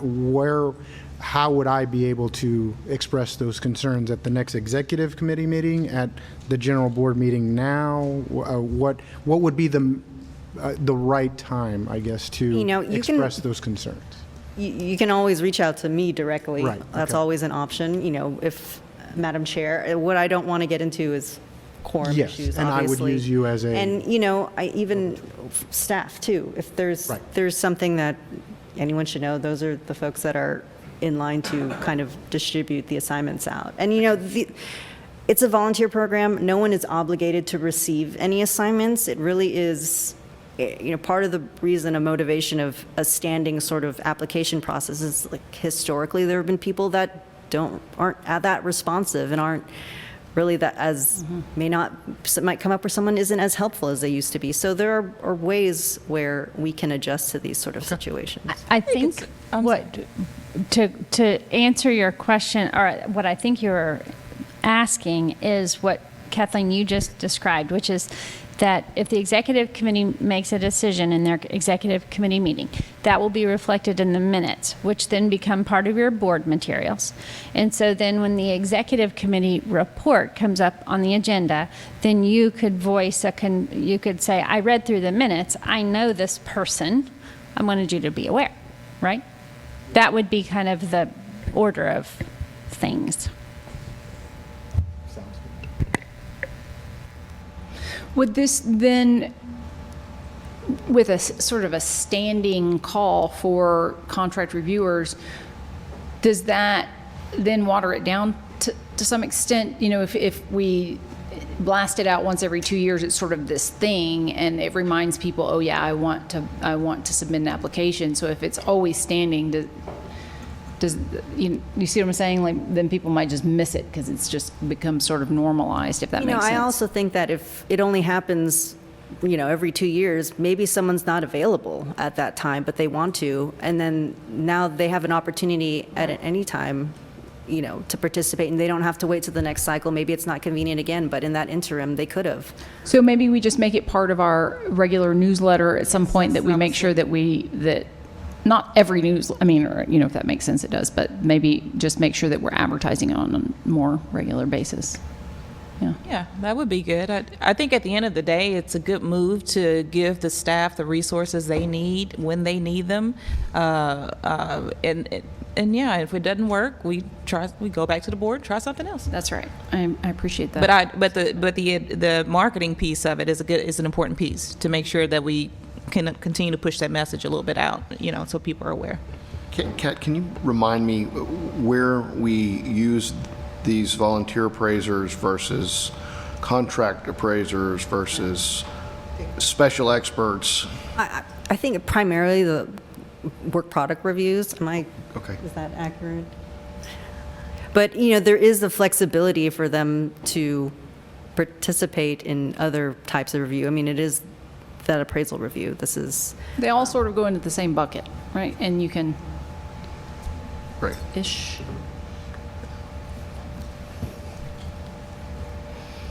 I think one of the great things that we did when we set up this program was make the work that they could do more flexible. So if we needed them in work product, they would do work product. Audits, they could do audits. Complaints, if we ever needed a specialty, they could work on complaints too. Right now, our volume is in work product review, so that's where we've been using them the most, and audits as well. Okay, great, thank you.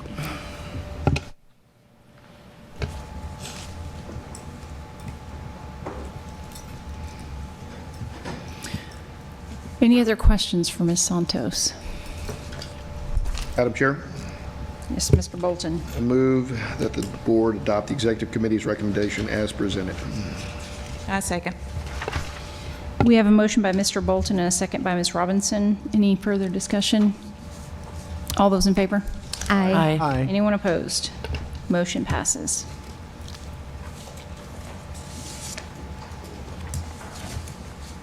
We are on agenda item number 19, discussion and possible action to approve new or changes to the TALCB forms.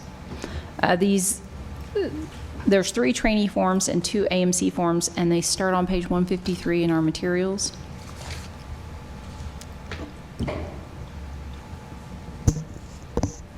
Ms. Tran. Madam Chair, members of the board, we just have some form changes for you here. So forms A, B, and C facilitate rule changes to the progress monitoring requirement that you approved earlier this morning in agenda item 11. D and E are AMC form changes. D incorporates the feedback we got from AAC during the offsite assessment related to ownership limitations, and E is an AMC relinquishment form. I can address any questions that you have. Otherwise, staff recommends adopting the forms as presented in the materials. Does anybody have any questions for Ms. Tran?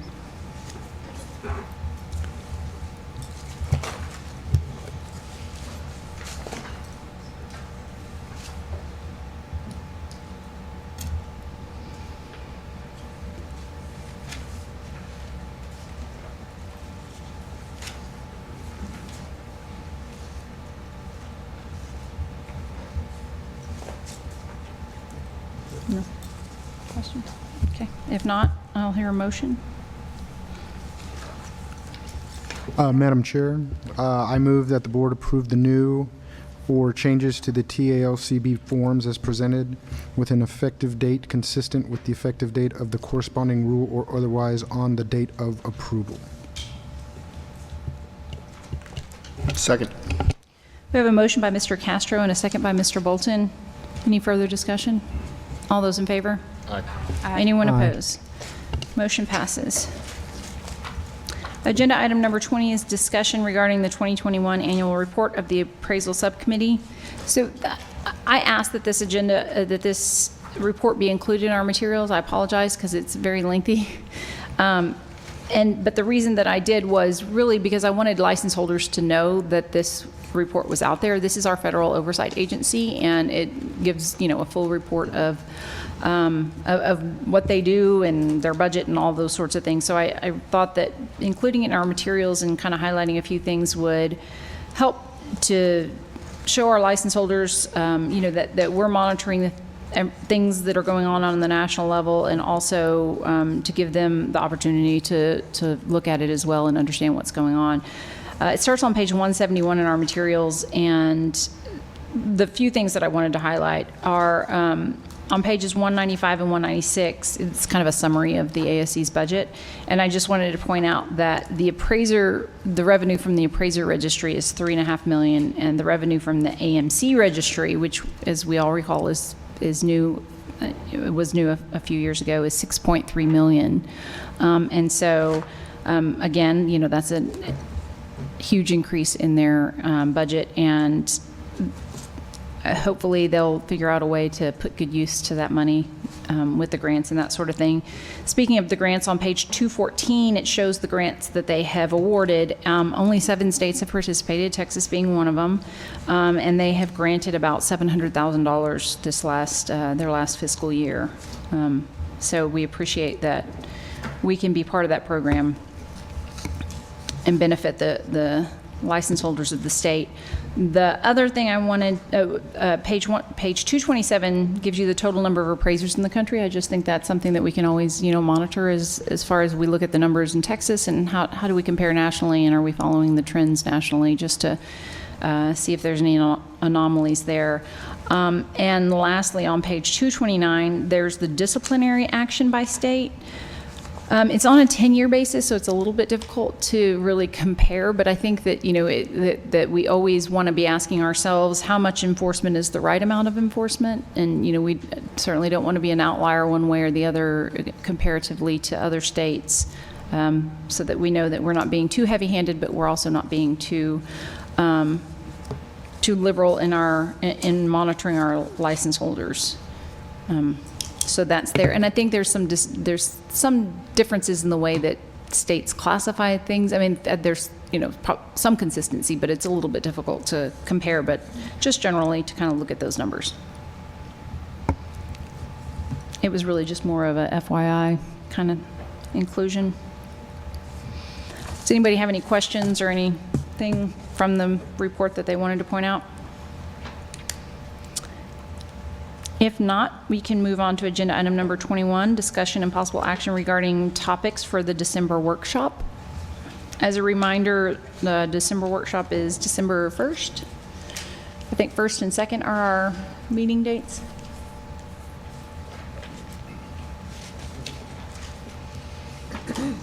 Ms. Santos? Do what? No. Do we have a list of topics already that we have, Laura? We do. I've kept a running list. We talked a lot about PAREA. That's the first one I have on the list. A few meetings back. Robert's Rules, a continued discussion on bias and discrimination. I think an overview of the role of a complainant in an investigation, and sort of just kind of an investigation overview. And also some overview of like the PIC training and that PIC process. I've also kind of added a notation for myself, maybe just kind of an overview of that PFD process, the proposal for decision. It's been some time, so just a little bit of a refresher. We Very good. Does anybody else have anything that they would like to be added to the agenda for the December workshop? On the bias and discrimination, can we include details from the PAVE report and task force that was formed? Absolutely.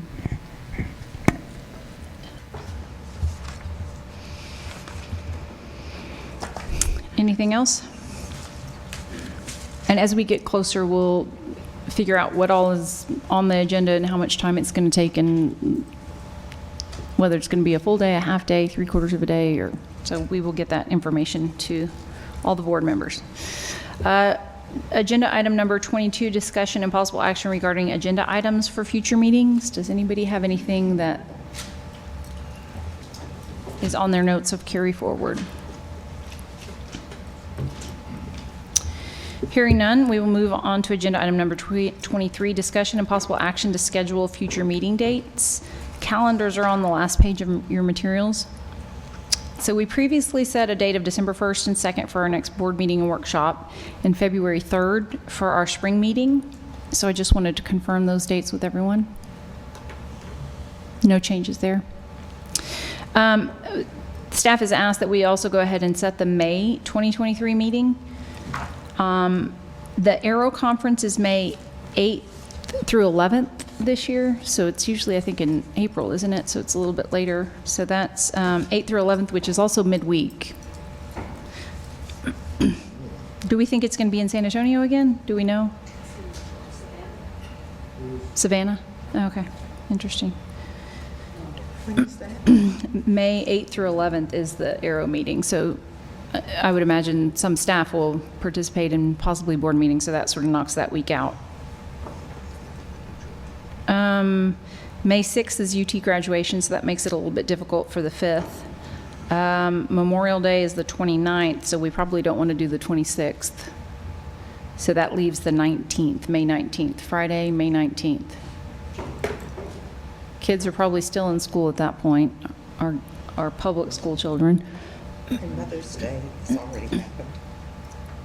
So May 19th, does that sound like a good date? Okay, so we will tentatively say May 19th for our 2023 meeting. And that concludes our board meeting today. Everybody be safe in the rain on your way home. Be cautious. The time is 12:13, and this meeting is adjourned.